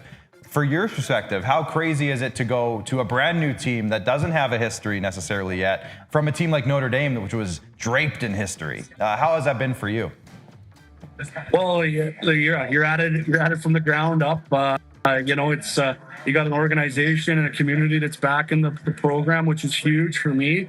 At the same time, there's been moments where you're a little bit hesitant on what's going on or where we're headed. But, with all that comes a lot of excitement, and the ability to build something, like I said, from the start, from the ground up is what I've been looking for. Well, you've added a few pieces today that are going to be a big piece of that puzzle, Brett. So congratulations on your draft party. Good luck with the rest of the draft. We'll let you get back to it. Thanks so much. Thanks, There Brett. you go, Brett Pilkington, Warman Wolverines head coach and general manager.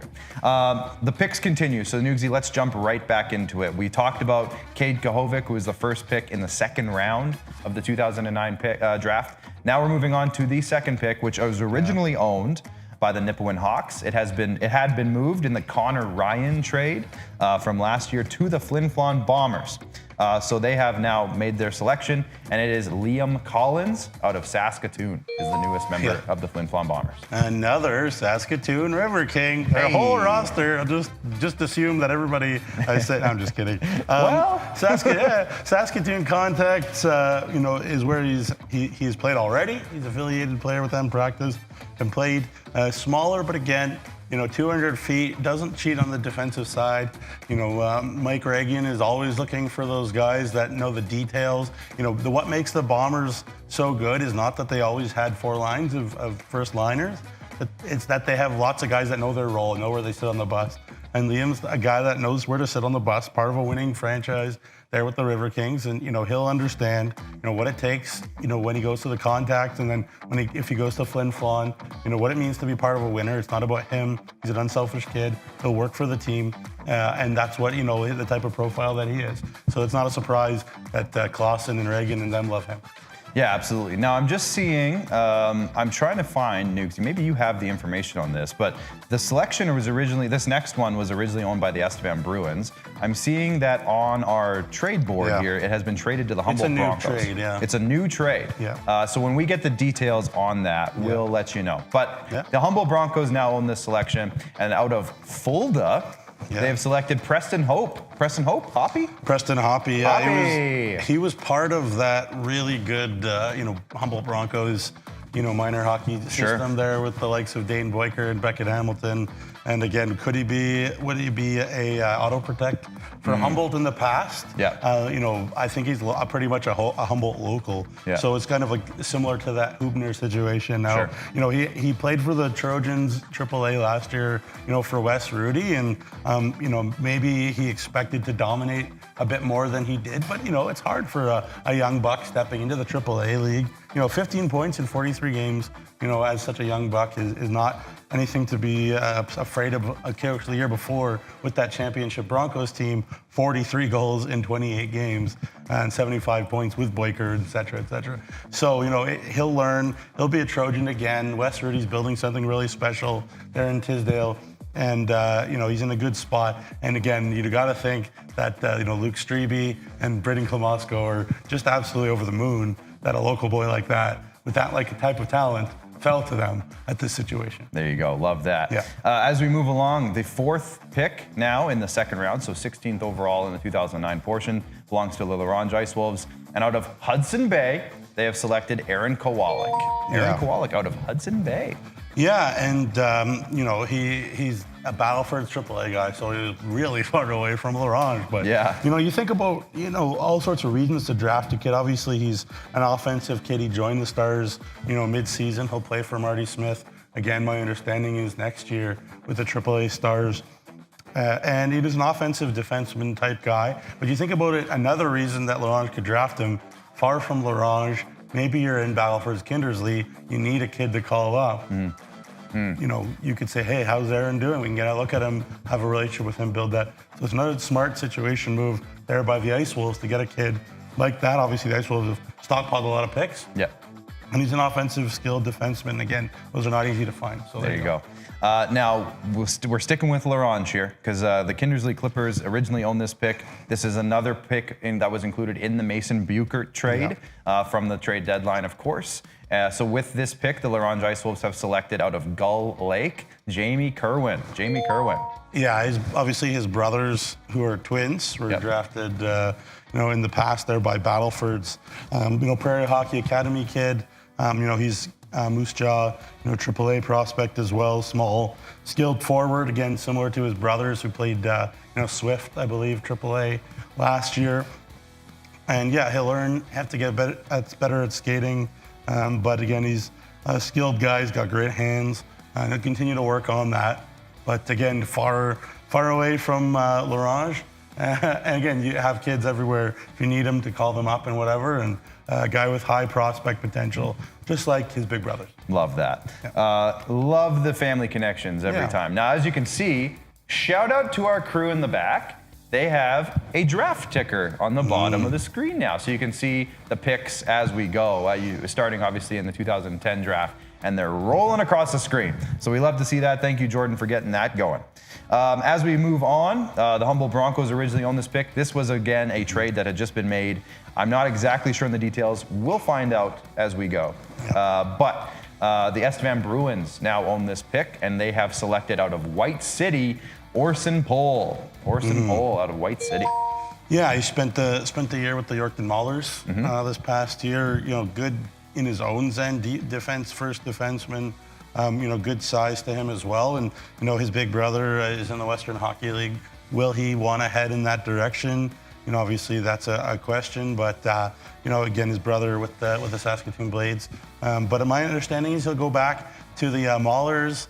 Again, not crazy far away from Estevan if they need a call-up as well. White City, obviously in the radius of Regina, something that Drew Kosher has close eyes on, and as well as, people that work with him, Turner Ripplinger and whatnot.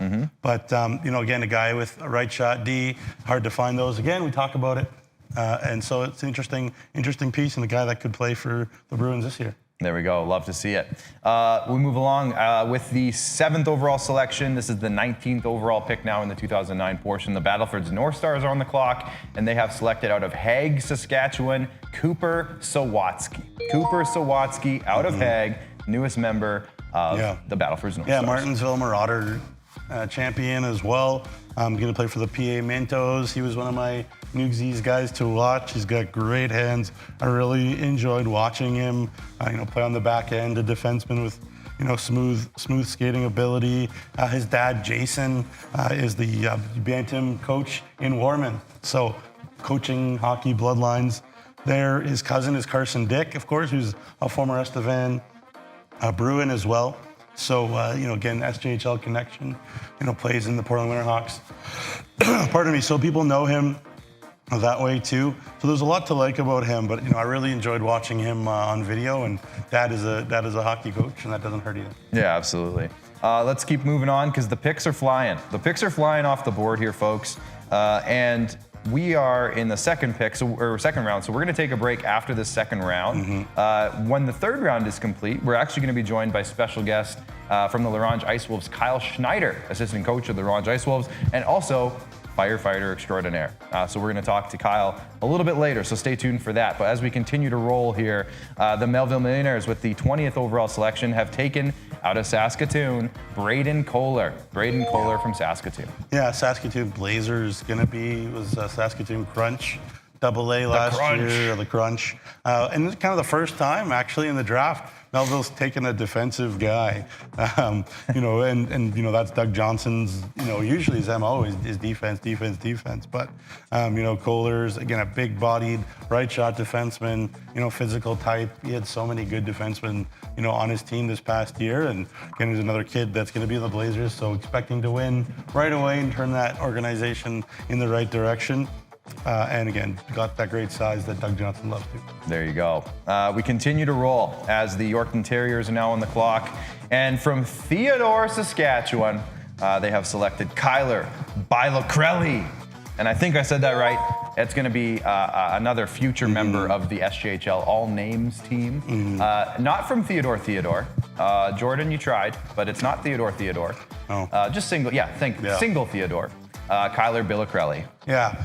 He actually moved to Swift Current area, is my understanding, and he's going to be a Legionnaire as well next year. So he's hardworking, kid, will he generate more offense as he gets older?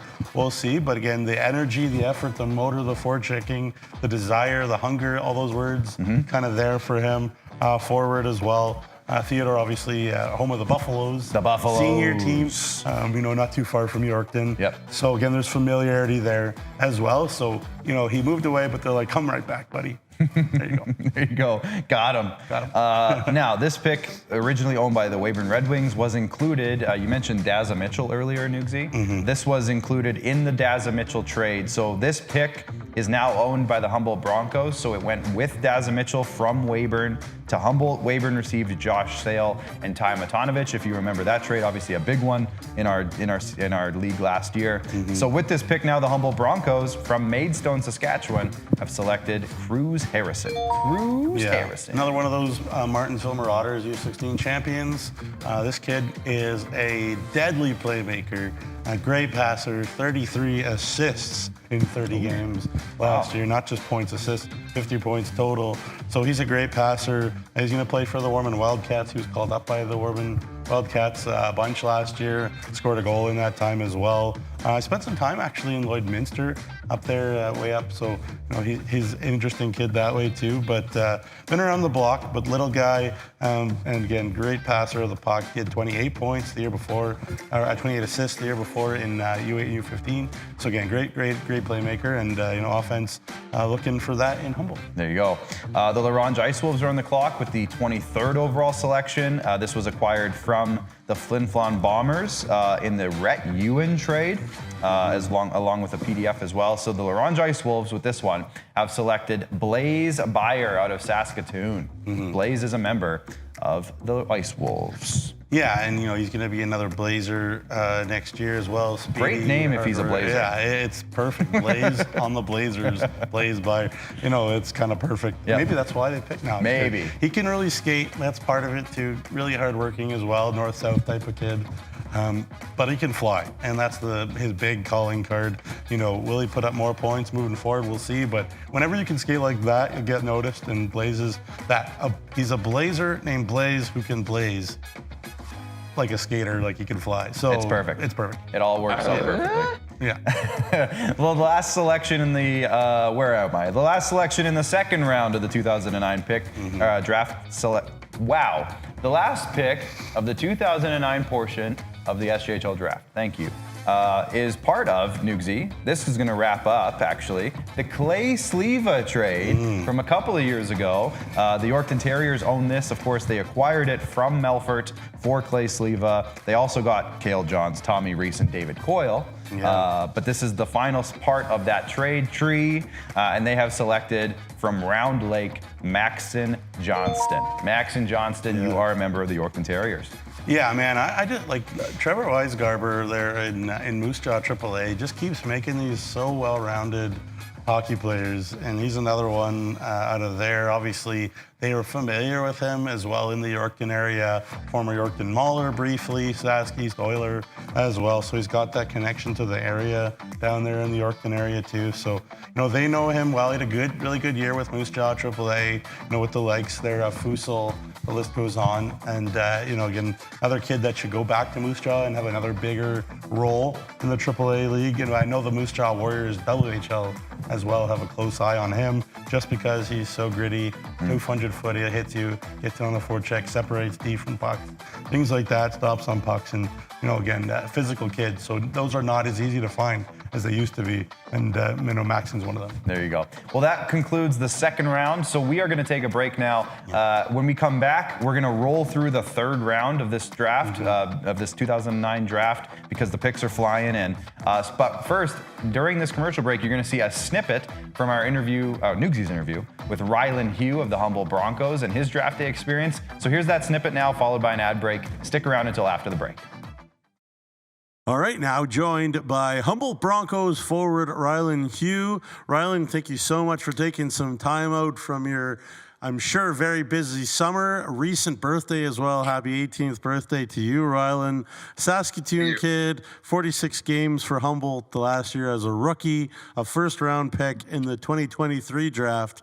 Out of the Saskatoon contacts, obviously Luke Strebe and Scott Barney back then, and currently now Braden Klamosko did a great job mining kids from everywhere. But not too far from home, Rylan, just take us into your draft day. Where were you? How did you hear, and how did you feel about being picked by a team that I'm sure you were quite familiar with, being a Saskatoon kid not too far from home? Yeah, for sure. Thank you very much for having me. I was actually at school. I had a driver's course I had to take, so I was during that, and a few boys at the back were all watching, and got picked by Humboldt, and I was super relieved. Great feeling. Tried to play it a little cool as it was like a class, but no, overall, like, I knew Humboldt. I went to their camps before. Great coach, and Barney when he was there, now Braden, both a little different, but both amazing coaches, and I was just super excited to get started. Yeah, for sure. No, I guess, I don't know this for a fact, but I love drafts of any kind. Just talk about how much fun it is. Obviously we all watched the NHL draft growing up. To just be, involved in a draft like this, it's pretty unique for the SJHL too, among junior A hockey. For sure. I think this SJHL draft is really cool. Like, I know a lot of different junior leagues don't have this. I think it's a great thing to have. Drafts, yeah, I'm same way. I love the fantasy drafts. I love all that stuff. So even watching like this, the broadcast we have, the insiders, the draft, it's all amazing. It's great work that you, Rory, and all the crew put together. So yeah, it's really cool to see. Yeah, for sure. Clark and the crew back there, they definitely deserve a ton of the credits. Yeah. Like, those guys do an incredible job. Obviously,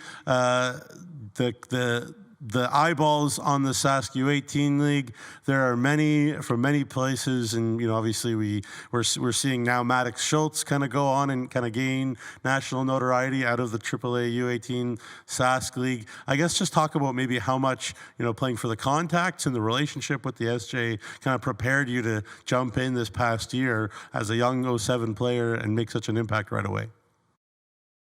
Yeah, with me jumping into U18, my AAA, my first year, I noticed a huge jump.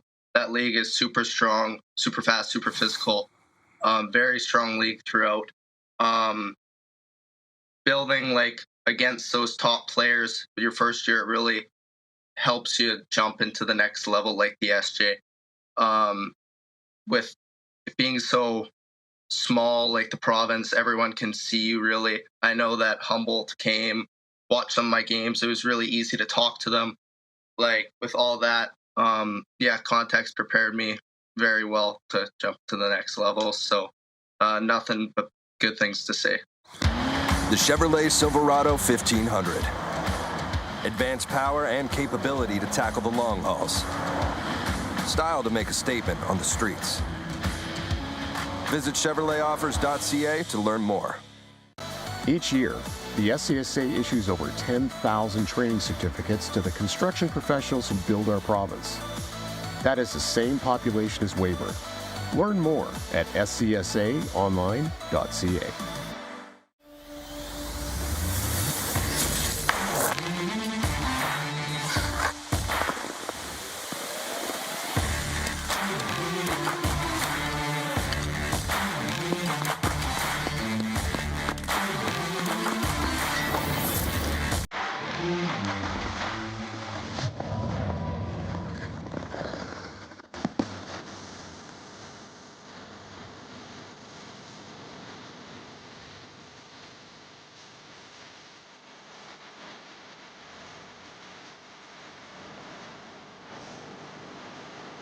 When you buy a lottery ticket in Saskatchewan, your money really goes a long way. More than 12,000 sport, culture, and recreation groups receive funding from Sask Lotteries every year. Everyone wins. My name is Kyle McIntyre, and I'm the commissioner of the SJHL.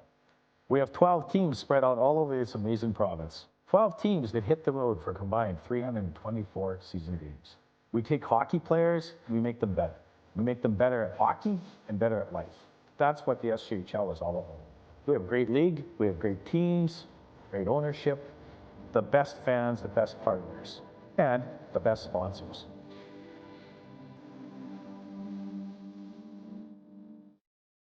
Sask Energy Network members are the best choice for natural gas solutions for your home or business.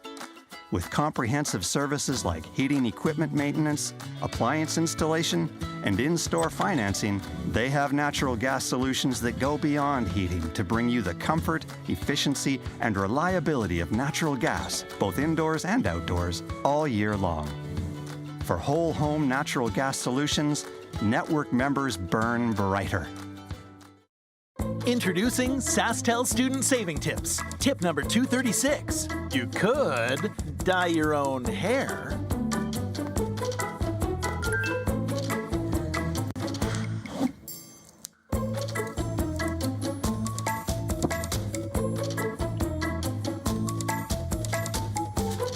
Or you could save up to $20 a month on a new wireless plan with SaskTel Student Deals.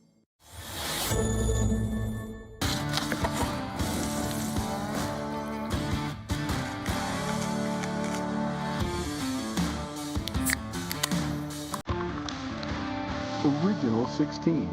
Celebrate things done well.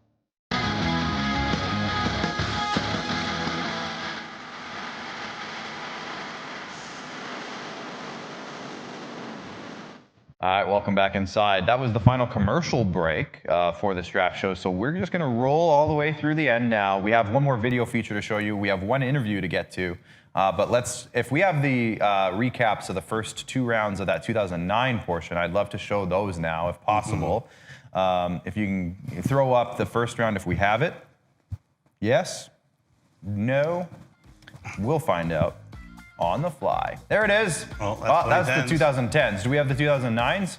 We can go over the 2010s as well. Cameron Abig, of course, is the first pick overall today for the Warman Wolverines. So congratulations to Cameron and everybody involved at the Warman Wolverines draft party. Of course, a very fun day there.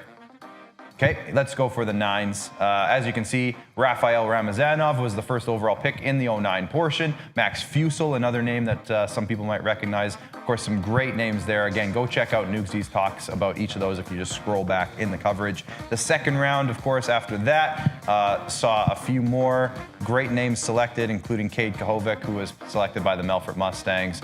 And some other great players. So congratulations to everybody selected so far in the 2009 portion. We're going to move on now to the third round because this is it right here, actually.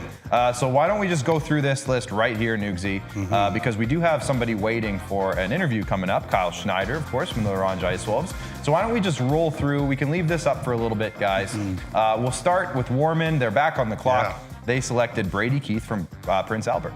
Yeah, huge year offensively for the Rink Academy U17 preps, which is, of course, in Winnipeg. So they had to, they mined a kid that was from Saskatchewan playing, prep hockey in Manitoba. 53 points in 33 games for him. So he's a big offensive guy, for them. And, again, you're going to try to be an offensive and exciting team right away. He's an offensive and exciting player. Where he'll go, next year is still, something we don't have available to us. But, I'm sure the Mintos would love to have a piece. I'm sure a lot of teams would like to have a piece. So it should be interesting. And the second player selected from Porcupine Plain today, Max Cooper, goes to the Nipawin Hawks. Another Porcupine Plain player to the Nipawin Hawks, Nugesy. Yeah, he is going to be a PA Minto, a lanky forward. He can really rip a puck. He can shoot like that. Again, not easy to find. And it's at the Centennial Arena. Every shot's a good shot. So, Max Cooper, a guy that can score some goals. There you go. The Melfort Mustangs are on the clock for that third one, originally owned by the Estevan Bruins. It was, again, I mentioned earlier, the Zach Burns trade from last year. So the Melfort Mustangs selected Jack Robinson with that pick, Nugesy. Yeah, moves him in obviously right on the border there with Manitoba. The big word for the future Estevan Bear AAA man is effort. He works and works and works, which again fits with everybody that plays for the Melfort Mustangs, pretty much. There you go. The Kindersley Clippers, they acquired a trade along with Mason Buchert, acquired a pick, I should say, along with Mason Buchert in that big trade last year. So this pick is that pick, and it's Hogan Hickman from Rocanville. Yeah, he's a forward. He's going to jump from Prairie Hockey Academy to the Yorkton Maulers as well, and so he'll be available to the Clippers when they're in that part of Saskatchewan too. Yep. Yeah, and again, some great coaching there at PHA, again, with my good buddy Rob Haline, who does a wonderful job. There you go. From Outlook Saskatchewan, Kindersley stayed on the clock. From Outlook Saskatchewan, Noah Gibson to the Kindersley Clippers. Yeah, I wonder if there's any relation to Ryan Gibson, their assistant GM. I got to learn about that. I'm sure he'll message me. Decent-sized defenseman. He's going to play for the Mintos next year as well. And again, well coached at PHA. Again, I'm sure, by Rob Haline. Now this pick was traded from the Humboldt Broncos to the Estevan Bruins. And with the selection, Estevan has selected the first goalie off the board today, Adam Montaigne. And Nugsy, did he play for the Regina Pack Canadians? Yes. Yeah, Telus champion. He's got a Telus ring. Yeah. He played a lot. 14 wins in the regular season for the Patsies as well as past year. Spokane has him in their system. Not a big goalie, but again, stops pucks, so I don't care how big you are. And obviously they had Cam Hurd, like I wasn't that big there in Estevan. And first goalie to be picked is an elite one. So there you go. The Battleford's North Stars next up have selected Ryder Hagel out of Martinsville. Yeah, he was also on my list of Nugsy's kids to watch. High scorer, top scorer for the Martinsville U16s. Very skilled kid. He also plays two ways, so he's a guy that's coming with a lot of confidence coming into next year. Yeah, so then we move on. The Melville Millionaires have selected Caleb Page from Whitewood, Saskatchewan. Yeah, obviously, again, as I said before, the Yorkton Maulers, or the York Terriers, trying to stockpile another goalie here going, right? Moose Jaw, AAA, played a lot, really good size. Think he's very prototypical Western Hockey League goalie, 7th rounder to Calgary as well. So, again, he's a high kind of a swipe or a stab there for Doug Johnson, trying to get an elite goalie in the door, but maybe give him an opportunity maybe before Calgary does and see how he does. Melville's not been afraid to do that the last little while. Perfect. And then the Yorkton Terriers are on the clock. They picked from Saskatoon Seth Gutenberg. Yeah, another goalie. Goalies are flying out here. He's going to be a Warman Wildcat, but he's a Red Deer Rebels prospect again. Very, very skilled, athletic goaltender. Good lower body, moves very quick laterally. Everybody's picking goalies now, it seems like. There you go. Once you get one, then they all start running off the board. The Melville Millionaires have back-to-back picks here. The first one they acquired from Weyburn in the Matthew Hodson trade. They acquired this pick along with Bradley Bannock and a couple other pieces. So they have selected Caden Olfert from Swift Current with this selection. Yeah, it's from Swift Current, so very, very well known by the commissioner, Kyle McIntyre. He plays for the Moose Jaw Warriors AAA, though. Solidly sized, defense first for sure is his game. I know maybe offense will come, but takes care of his own end first. And the Millionaires stayed on the clock. This one was originally owned by the Flin Flon Bombers. This was just included in a pick swap in last year's draft. This one was included, so it was Brody Bowen from Regina. Yeah, and so here's a kid that playing for an elite Pac Canadians team. You notice him as much because younger guy, so much weapons ahead of him. But I think this is a real gem and one to keep a real close eye on. Take a big step next year, play for the Patsies, bigger role. He's a really good skater, really nice skater, has a great motor to his game, goes to the blue paint. And I think, again, because there's not a huge sample size from AAA last year, maybe people didn't think about him, but I think he's going to be one of the steals of the draft. And just a little crystal ball, Brody Bowen is the one to keep an eye on. Love that. And then the final pick was originally owned by the Melfort Mustangs, traded in a pick swap last year to the Larange Ice Wolves, and they have selected Easton Bauer out of Meadow Lake. Yeah, so he was in that. First of all, before you speak, Nugsy, Easton Bauer. I don't know if there's any copyright rules with that or any sort of brand deals that can be done, but Easton Bauer is a great hockey name. Yeah, so he was at the Indigenous Academy there, and he's going to move on to the Warman Wildcats AAA next year. But defenseman, defense first again, and it'll be interesting to see how he develops. Certainly a project, but again, under Courage Bear, have a great opportunity there with the Wildcats. There you go. Well, let's bring it back into the studio now, as I believe we have Kyle Schneider ready and locked and loaded to join us here on the show. So here we go. Let's go to Kyle now. Kyle, welcome to the show. Thanks for joining us today. We just talked about one of your selections today, Easton Bauer. Can you tell us a little bit about the coolest name in hockey, Easton Bauer, from what you've heard? Yeah, obviously, thanks for having me on the show today, guys. Yeah, we were very excited to pick Easton Bauer at 36. We think he's got a lot of tools and qualities that will make him a good Ronge Ice Wolf someday. I think he can be offensively gifted on the back end there, and while also being a solid 200-foot defenseman. We love that. Now, we'll talk about maybe some of your other picks soon here, but I just wanted to dive in. Maybe we're going to go off of them just to see if we can. Okay, we'll try to fix his connection there. But obviously, Kyle, we want to get into his work off the ice in the last few weeks here as the fires have been blazing, of course, up north, and he's been working tirelessly, I'm sure, on all of that as a firefighter. So we want to. Yeah. We'll talk to you about that now, Kyle. Just obviously. We'll talk more about the picks, but let's talk about, first of all, thank you for all the work that you're doing off the ice, out of the rink right now in terms of the fires up north.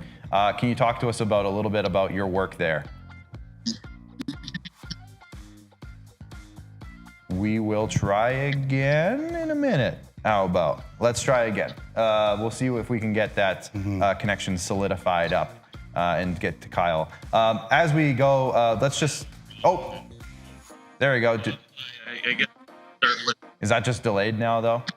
We'll see if we can get him back, Bryce. We'll cut his audio. We'll see if we can get him back fully going. Because I'm sure that was just a delayed reaction there. Do you want to just keep going with the fourth round here? Because we do have the full fourth round to talk about, so let's just roll through it. Warman was on the clock to kick off the fourth round. They went with Easton Blais out of Saskatoon. Easton Blais, Warman Wolverines. Yeah, and so, Easton's another Saskatoon River King. Saskatoon River King. Again. But look, again, we have such a great culture there. A defenseman, he's going to play for the Tisdale Trojans. I know, again, I've talked about Wes Rudy and the job he's doing kind of building that Tisdale organization back up to a real contender. And, he's going to be a piece of that, next year. Good-sized, puck-moving defenseman. I'm sure Brett Pilkington will keep a close eye on all those Trojans kids that he's going to, have in his stable next year, all in kind of one spot. And so that'll be nice for Brett and nice for Easton, to be part of this Warman team. I'm sure he'll get into preseason games too and get a real good look because, he's a pretty mature young hockey player and, AAA season will be good for him. And, again, could see him in the SJ not too long down the road. There you go. As we move along, the Nipawin Hawks have traded their selection in the fourth round to Flin Flon. That was part of the Connor Ryan trade. So with that, they have selected Sean Lavoie out of Langham, Saskatchewan. Yeah, P.A. Mintos is where he's heading. Two-way guy as well. And, the Flin Flon Bombers, they always have these guys that are not just skilled, but also hard to play against. This kid had 51 points in 30 games for that championship Marauders, U16 AA team, but also 108 penalty minutes.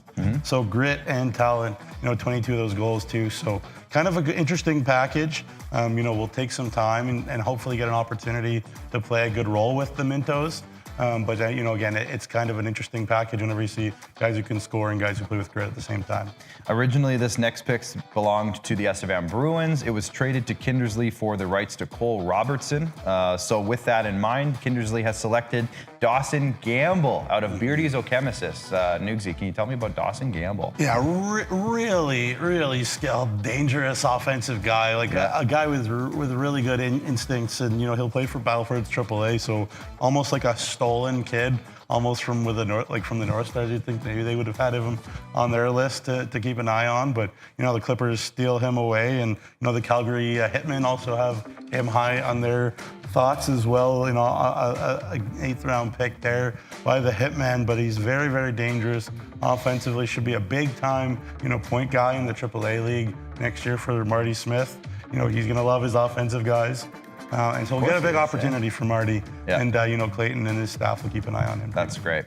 The Laronge Ice Wolves are back. And just speaking of Laronge, before we get to the pick, it sounds like we just can't quite solidify that connection with Kyle Schneider. I just want to give a shout out to Kyle and his work with the fires up in the Laronge area, all the work that he's doing, but not just him. Again, one more blanket statement to all of the firefighters and people who are working tirelessly to keep that area as safe as possible, because they're doing some amazing work up there. So thank you, Kyle. I'm hoping he hears that, because that was our main message today. Of course, we want to talk about hockey with him because he's a fantastic hockey person in our league. But that's the big thing, is that we just wanted to thank him for his service. And so with that, though, with the 40th overall selection, Laronge out of Prince Albert selects Liam Acorn. Yeah, just obviously down the road, Prince Albert to Laronge, not too crazy.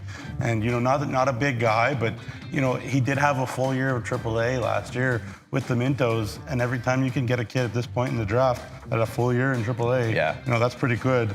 And, he's a kid that has offense in the past, in the Prince Albert minor hockey system. He scored, so he'll get a bigger role, more ice time, more opportunity. You'd think this year coming up for the Mintos, just be a little bit patient, Liam. A forward as well. To score some goals, get some offense. Only had one goal last year, but again, young guy playing the AAA league, not an easy thing. And so it's a project and a prospect, but it's the 4th round. That's what you get. That's what you get.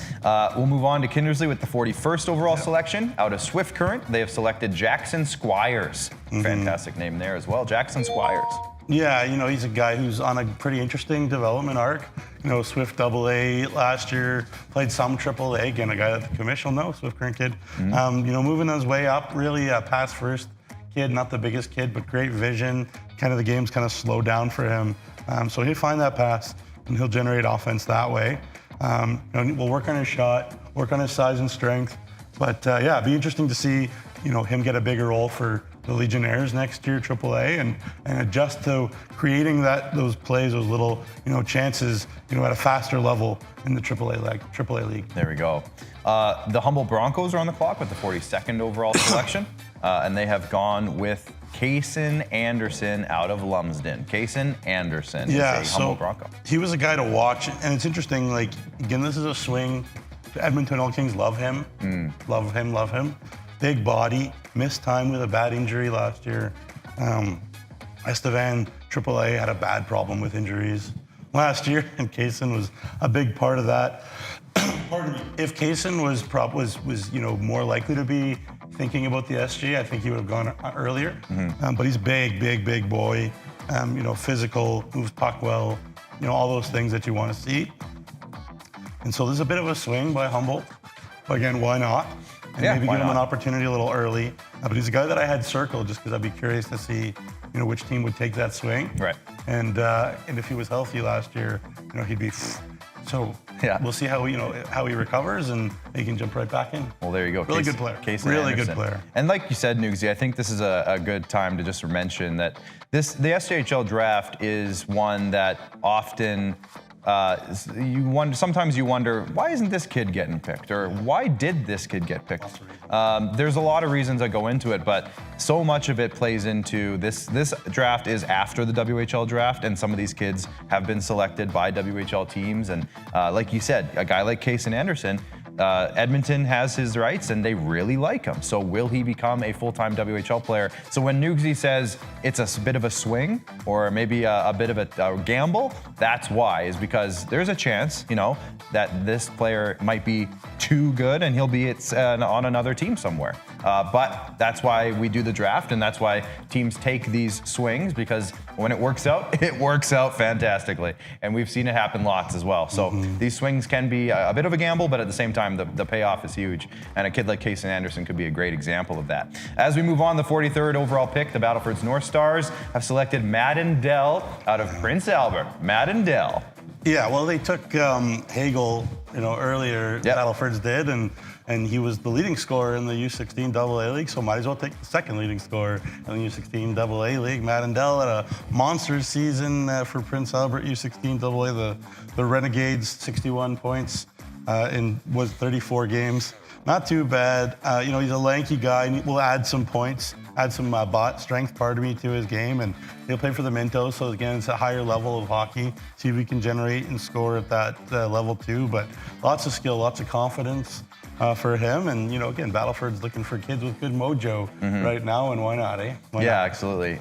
Really cool moment here. If you guys, if you're on Twitter, you're looking at Twitter, go check out Scott Roblin, his Twitter account. He's following the Warman Wolverines draft party right now. He's there, and there are 5 players who have either been drafted or signed by the Warman Wolverines, and they have their jerseys on. So pretty cool picture there.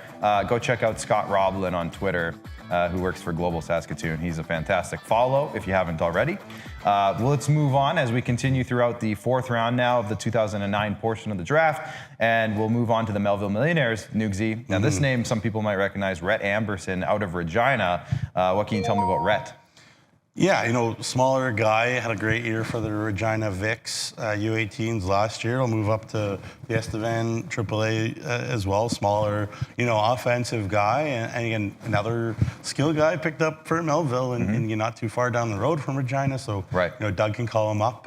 What's the connection with? I could have swore, wasn't there another Amberson? Could be.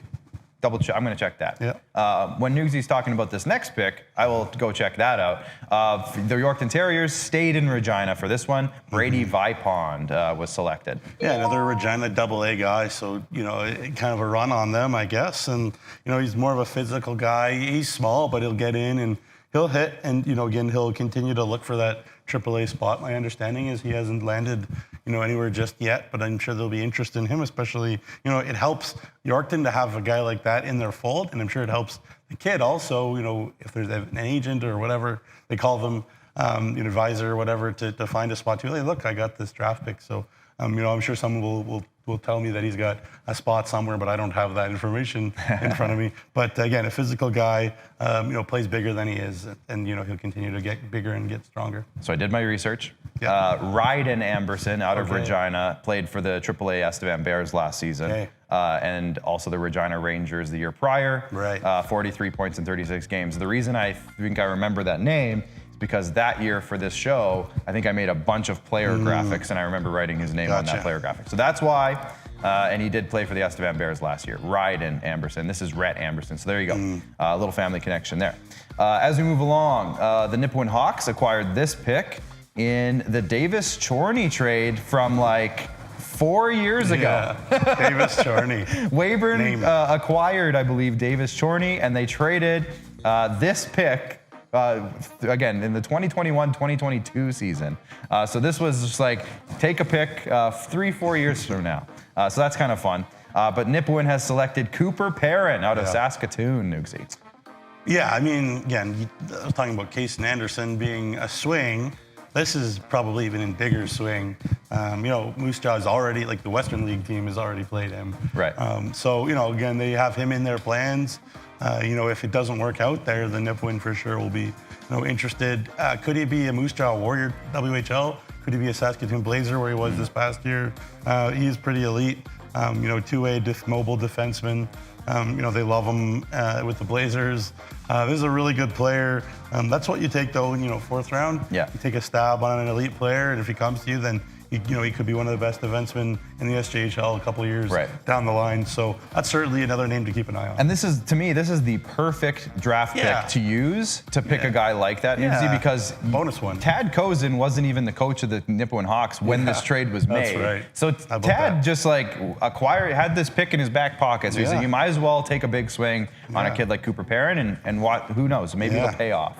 The Flin Flon Bombers have the 47th overall selection, and from St. Walburg, they have selected Noah Larry? I'm gonna say Larry. Yeah. So, you know, my understanding is he'll be like a Battleford's AAA man for Marty Smith next year. And, you know, he's a smaller guy, but, you know, he played in the GPHL in Alberta out there.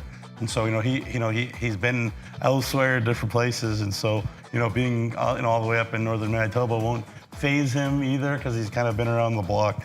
So kind of interesting to see him come from a different place. And as I said, they look high and wide there in Flin Flon to get great players, and maybe Lair's another one. There you go. The final pick of the 4th round goes to the Melfort Mustangs, and they have selected Casey Mitschke out of Langenburg, Saskatchewan. Casey Mitschke. Yeah, and obviously Langenburg, not too far there from Yorkton. Yes. And a great hockey community. And this is an interesting one as well. Rick Oakes, digging in deep, finding a kid from Rink Winnipeg as well, another Saskatchewan kid playing there at that Rink Academy. That has created a lot of really good players. Like you look back at a lot of, some of the great Western League players of the last, decade, and a lot of them become from Rink Academy in Winnipeg. Yeah. 30 points in 36 games for Rink U17 this past year. Only one game for the U17 prep team. But, it'd be interesting, again, prospect, see where he goes, moving forward, and especially now that he's picked. But, he was in Saskatchewan, played single A a little bit, played the Sask East Oilers, Bantams. So, again, he's played Saskatchewan provincial hockey before. Will he do it again? We'll see. There you go. So that's the end of the 4th round. The 5th round and 6th round, the 5th round's done. The 6th round is almost complete. So we're flying now. The picks are flying in. There's been some passes already with teams just who have run out of space on their list. They can no longer make selections. So with that in mind, we're going to take a quick break and we'll show you a snippet from an interview Nugsy did the other day with Boston Harkness of the Melville Millionaires. And when we come back, we're going to wrap up this draft in a big old bow. So here's the interview with Boston Harkness. All right, well, joined by the veteran Melville Millionaires defenseman, Boston Harkness. Boston, thank you so much for your time. Let's jump right into it here as we're in the SJHL draft. 178 games later in the SJHL since you were drafted in the 3rd round in 2020 out of the Prairie Storm. Just take me back, Boston. What do you remember about your draft day, and how did you hear about being picked, and what kind of emotions did you kind of go through when that all went down? Yeah, absolutely. First off, thanks for having me on. My draft day was back in COVID, so it was kind of a weird time. But I remember it was kind of early in the afternoon, just having the draft on, kind of just, obviously hoping to be selected. And I saw, I got picked by the Melville Millionaires, and I was super excited. It's close to home, which is obviously great. I kind of knew the organization a little bit, and I was excited to get going there. Yeah, for sure. And obviously, pardon me. Yeah, sorry. That would have been obviously Mike Rooney, I imagine. When he kind of reached out to you first, do you remember that conversation with a little bit of butterflies in your stomach, or just take me into that conversation? Well, yeah, absolutely. There was a little bit. I was kind of nervous, but I was excited. I knew Mike a little bit before that, so I was super excited to get going with him again a little bit and just head to Melville. There we go, Boston Harkness. You can catch that whole YouTube or interview over on our YouTube channel. Is it up now, or is it coming up later? It's all up there. You can check out all 3 of those interviews live on our YouTube channels now. And they already have a ton of views, wildly enough. So go check them out. As you can see, if you're following along on sjhl.ca, the draft has completed. Every pick has been made or passed on. So the draft has been completed, but we will recap it now. Let's have a look back at the 3rd round pick now of the 2009 draft, which we did cover already, but just wanted to give you a quick recap so we can catch up to where we're at. As you can see, Adam Montaigne, the first goalie off the board, and then the goalies started coming off pretty quick after that. As we look at the 4th round, you see a guy like Easton Blais was selected. There's another Warman draft pick there. Ryder Hagel, you mentioned, from the Battleford's North Stars. And the coolest name in the draft, Easton Bauer, was selected there. So that's a great way to kind of end off. That was, I guess, the 3rd round there. But as we move along, we're going to start talking about the 5th round now, which has been completed. But there's the 4th round. There's the 4th round. Easton Blais, another Warman Wolverine product. Cooper Perrin we talked about for Nipawin as maybe a big swing pick. So there you go. We got some great picks flying off the board. We'll continue on now, Nugsy, with our 5th round coverage. Only 1 pick traded, 2 picks traded the rest of the way here. So otherwise, it's everybody's original picks. We'll start with the Warman Wolverines in round 5 with Dade Witherspoon of Martinsville, another Martinsville product off the board. Well, so Obviously I know Brett really well. You know Brett pretty well. I know Brett really well. And like we were all joking, you should take Maddox Schultz. Yeah. You should take Maddox Schultz, blah, blah, blah. And he didn't. But, Dade Wotherspoon isn't Maddox Schultz, but he's a first rounder in the Western Hockey League. He's an elite player. Yeah. 103 points in Bantam a couple of years ago. Obviously 24 goals in 36 games in the AAA League last year for the Warman Wildcats. And you know what? He could either, maybe he'll make the Prince George Cougars, who's a big prospect of. Maybe he'll play AAA. Maybe he'll be a Wolverine. And it'd be cool to see, a guy who's that highly thought of. Obviously Brett knows him as well, having coached Team Saskatchewan, teams of various ilks. And so, this is kind of a swing, but it's a smart swing. Smart swing. For Warman. And, obviously Dade's an elite talent. It'd be super fun to see him in the SJHL. Nugsy, you and I are both baseball fans, baseball players from years gone by. Smart swings are usually the best swings. Yeah. That's what I always say. Why not? And you know what?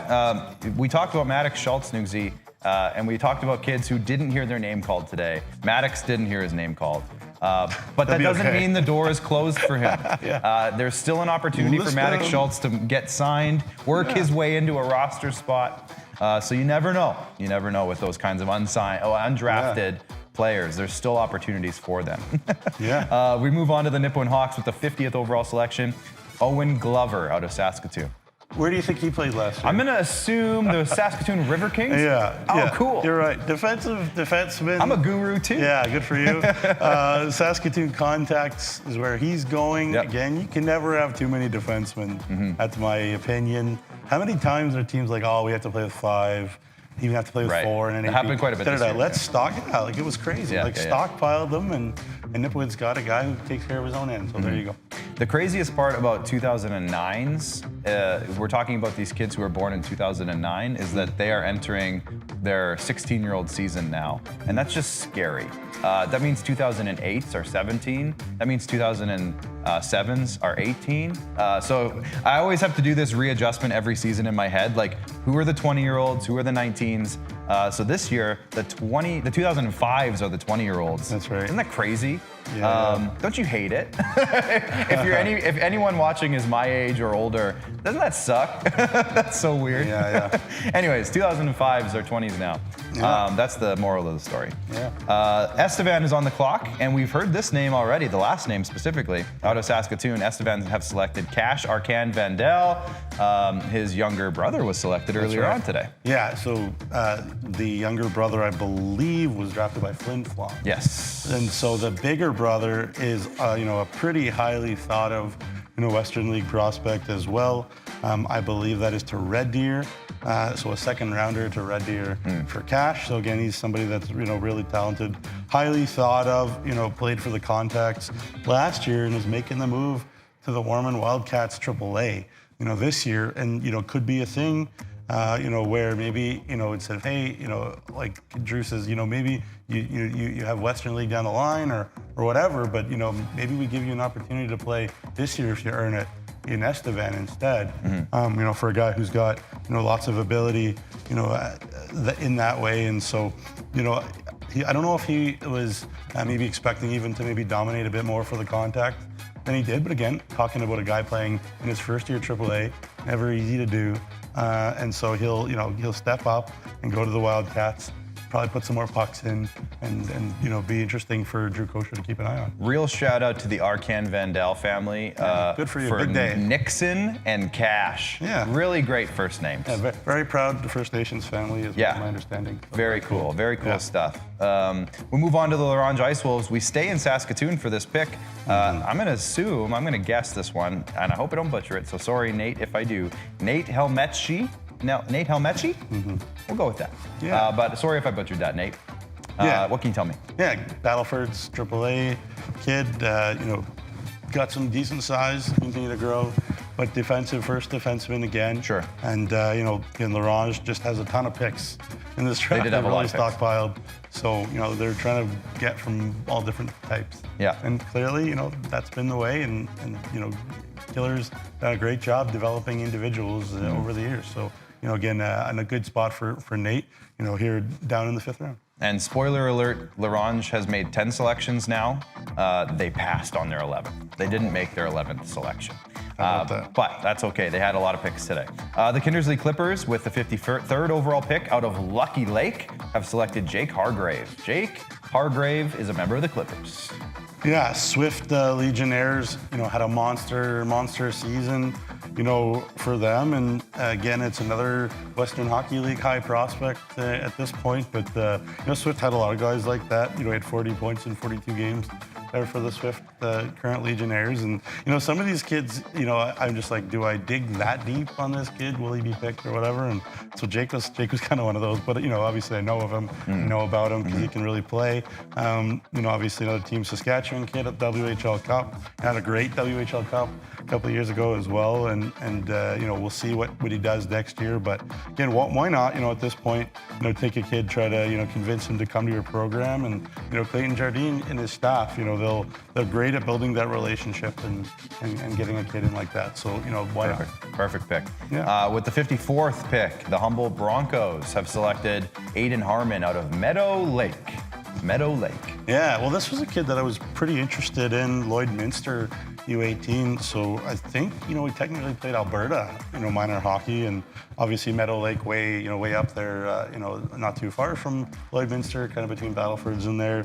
And, he's just a dynamic, little defenseman. He can play forward if you need him to. The Seattle Thunderbirds picked him late in the WHL draft, just because, he's got that versatility. He's not afraid to play any position. He's kind of those, yes, coach, where you need me, coach type kids, but he can thrive wherever. He can skate, he can move too, and he's a strong kid. So, very interesting pick there for Humboldt. Love that. As we move along, the Battleford's North Stars are on the clock, and they have selected Lennon Federley out of Prince Albert with the 55th overall selection. Yeah, and it's interesting too. Again, we're seeing, just guys from different places as guys, are uncovered by guys who are taking deep looks, like Wiley Riendeau does there up in Battleford. So, he's a guy that, I hadn't actually looked at too much, Liam, but Lennon, pardon me. But, again, somebody that Wiley knows. And again, if Wiley knows him and the Stars, we've done a great job, over the years, bringing in these Saskatchewan kids. I'm sure he's a guy to look for sure. There you go. As we move along, the Melville Millionaires have made their 56th overall selection with Ryder Lashures out of Swift Current. Yeah, so this is certainly a kid that I, was looking at as well. And, he's a kid that was really good for the Broncos, Swift Current Broncos AA, a year ago. He's a really nice skater. Again, that'll help you out at whatever level you're advancing to. Take that step to the Legionnaires and get an opportunity to play, AAA and see if you can cut it with a Legionnaires team that, the last little while is expected to be good. So, he'll get that opportunity right away here and try to take that step. As we move along, the 57th overall selection belonged to the Yorkton Terriers, and out of Martinsville, again, another Martinsville product, Cohen Oblander out of Martinsville.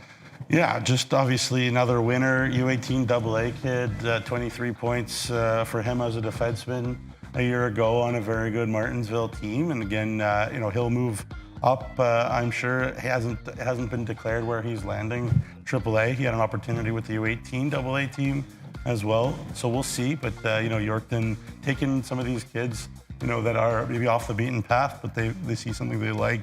They have kids that have confidence. This guy's produced offensively everywhere he's been. So it'll be interesting to see, where he takes that next step.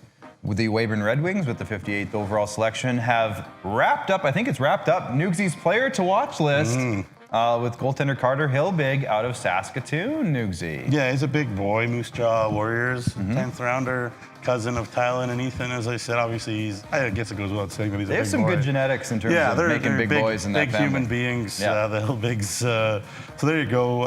He's moving from Prairie Hockey Academy to the Moose Jaw Warriors AAA. He'll be closer to the Warriors Western Hockey League as well. Cody Mapes has taken Moose Jaw AAA kids as well in the past and done well with them. So, very interesting to see, what he looks like as a goalie moving forward. But, big body, so that's a good start. Love that. As we move along, I really need your analysis on this next pick, Nugsy. I think this kid has a chance. The Flin Flon Bombers, this is funny actually, this is the last trade piece that was included in the Connor Ryan trade that we've mentioned a few times already today. And with this pick, the Nipawin Hawks have passed. So they didn't select anybody. There it is. They've selected pass. Nugsy, what can you tell me about pass? No, we're going to move along. The Melfort Mustangs on the clock with the 60th overall pick to wrap up the 5th round of this portion, and it's Jacob Appleby from Regina. Yeah, so he went to the Indigenous Sports Academy last year, and the U17 prep team there really struggled. And so when you have a team that really struggles, often the goalies get a lot of rubber. So clearly, they saw something in him where there was a battle. He didn't give up, despite the fact that the year was really tough for his team in front of him. He had 88 save percentage, but he's 6'4". He's a young guy. So he's going to move on to the Warman Wildcats and maybe hopefully have more success as a team in front of him, and get that opportunity. But obviously he's a Regina kid, come in here. So give a guy an opportunity like that who's seen a lot of rubber this late. They also love just big goalies in Melfort. Obviously Christian Coombs is committing to New Hampshire. He's a big boy. James Venn, pretty big boy. Josh Henry that they had at PA, big boy. So there's another big boy here. And so at least you're drafting a big goalie, same with Hilbig. So, we'll see what happens next for him. There you go. That wraps up the 5th round. Let's have a quick look at the whole recap there. As you can see, some great names. As Nugsy mentioned, Dade Witherspoon, a big swing there for Warman in the 5th round.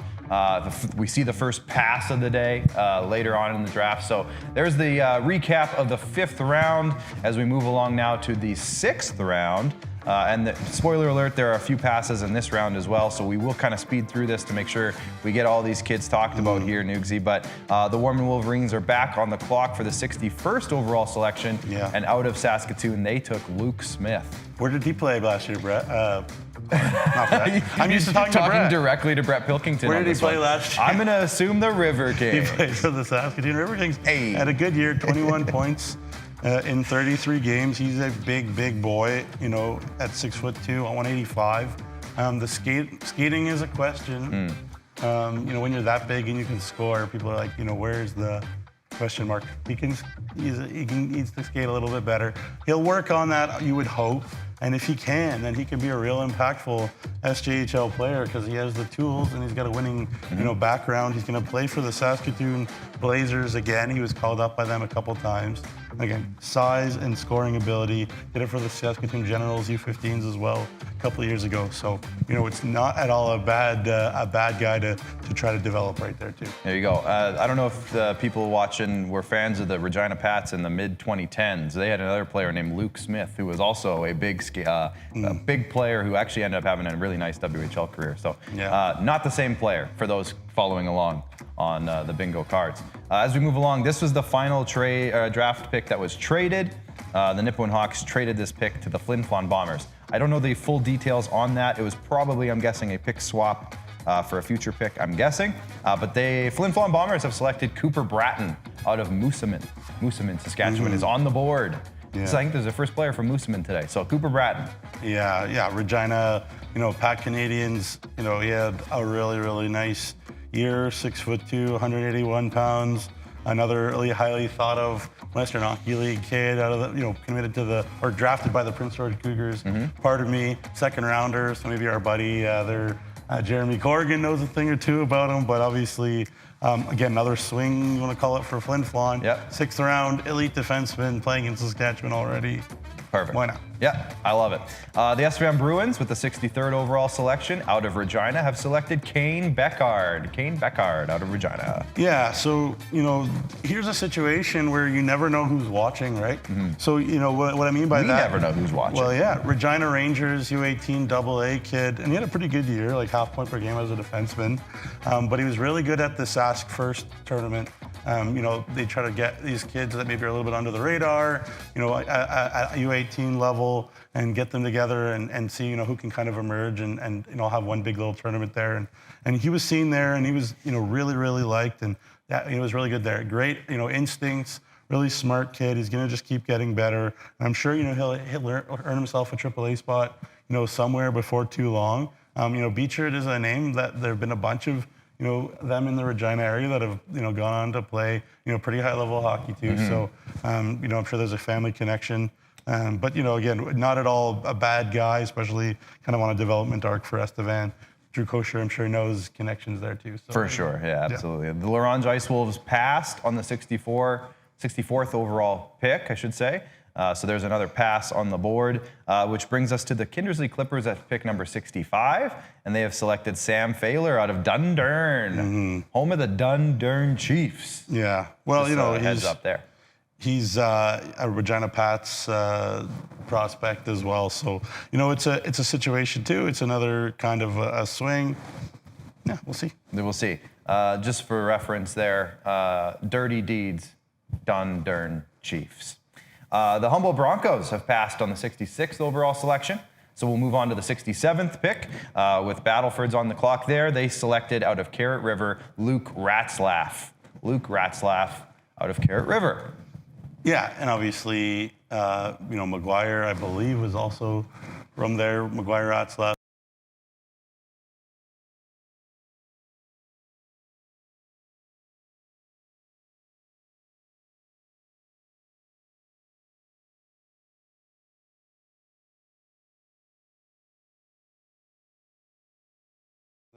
So, obviously, can't hurt to have that type of a connection in your. McGuire was a BC kid. McGuire was Abbotsford. That's right. Yeah. But maybe they're related. Yeah. There's only so many Ratzlaffs, I've learned. Yeah. Melville passed on the 68th overall selection, which brings us to Yorkton in the 69th slot. Nice. Hazen Larson out of Tisdale was selected with this one. Yeah, another Martinsville U16 AA kid. PA Mintos is where he's going. He's out of Tisdale, as you said, kind of an all-around kind of forward, and continues to grow and try to take that jump from U16 AA to AAA. Talked about how good of a job Wes Rudy's doing with the Trojans. He was the coach of the year, I believe, in the AAA league. So Hazen will learn under him. There you go. Love that. 3 selections remaining. We go to pick number 70, and the Weyburn Red Wings are on the clock for this one, selecting Connor Howe out of Prince Albert.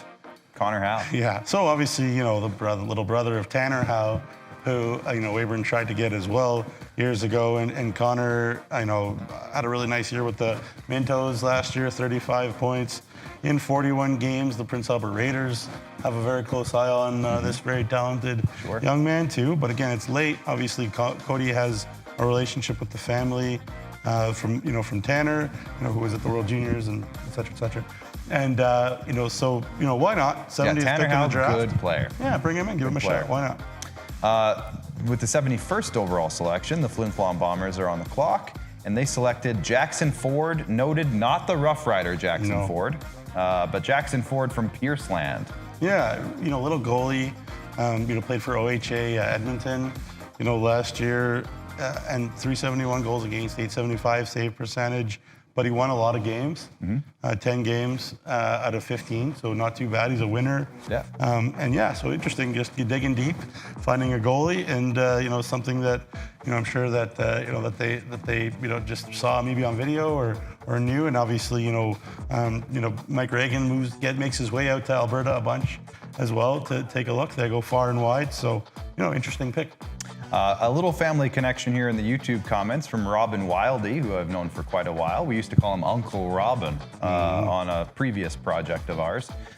He said, Luke Ratzlaff is my nephew. Excited to see him drafted. Congrats, Luke. So there you go. There is a family connection in the Ratzlaff family tree. I had a feeling. Bryce says, what's the last pick? That's what Bryce just texted me. He said, who's the last pick? He's so interested. Yeah. So with the 72nd overall pick for the Melfort Mustangs, wrapping up this draft entirely, they have selected another Mooseman product, Brady Davidson, out of Mooseman. Yeah, PHA U17, AAA. Again, well coached, so why not? 18 points in 36 games for them as a defenseman, so not too shabby. Big body D-man, not committed just yet, I believe, for next year. But, again, prospect, last pick of the draft. There we go. We did it. The 2025 SJHL Draft is in the books. It has been completed, so thank you to everybody there. We have a special video now from our presenting sponsors at UPL, Tony Dalglish, to wrap up the draft. Thank you for tuning in to the 2025 SJHL Draft presented by UPL, and congratulations to all of those whose names were called today. We really look forward to seeing you and your families in the rinks this coming hockey season and in the fields during the off-season. There we go. Thank you, Tony. And thank you to UPL for presenting the draft. Nugsy, move your head over just a smidge. There's UPL behind Nugsy's head. Thank you to everybody in the IKS Media crew, Nugsy included, Paul in the back room, Kelly in the back room, the entire war room, Kyle McIntyre, Marty Martinson, Jacob Faith, Curtis Stepp. Thank you to everybody involved in the process. All the scouts, all of the coaches, the general managers. Congrats to all the players who were drafted today. Reminder, if you didn't hear your name, Nugsy, door is not closed. I didn't hear my name. You didn't hear your name, so the door is not, you're still a free agent. The door is not closed. I literally am a free agent. Opportunity awaits for you to get to work and show off your skills. Thanks, Jamie, as always. Every year, Jamie, you put in a ton of effort into this draft show, and I really appreciate it. And I know not only I appreciate it, the players and the parents and the families and the teams all appreciate it as well. So Jamie, massive, massive shout out and kudos to you. And to you, the viewer, thank you for tuning in, for watching today. We had over 1,000 viewers live at one point. So thank you to everybody. Obviously, every year we look forward to this show because it kind of puts a bow on our season and moves us into the off season officially. So thank you to everybody for tuning in. Next up for us, we're off for a little while, but there will be summer content that you can keep an eye on sjhl.ca, and our season preview shows will be back starting at the end of August and into September. So until then, enjoy the summer, everybody, and we'll see you next season. Bye for now.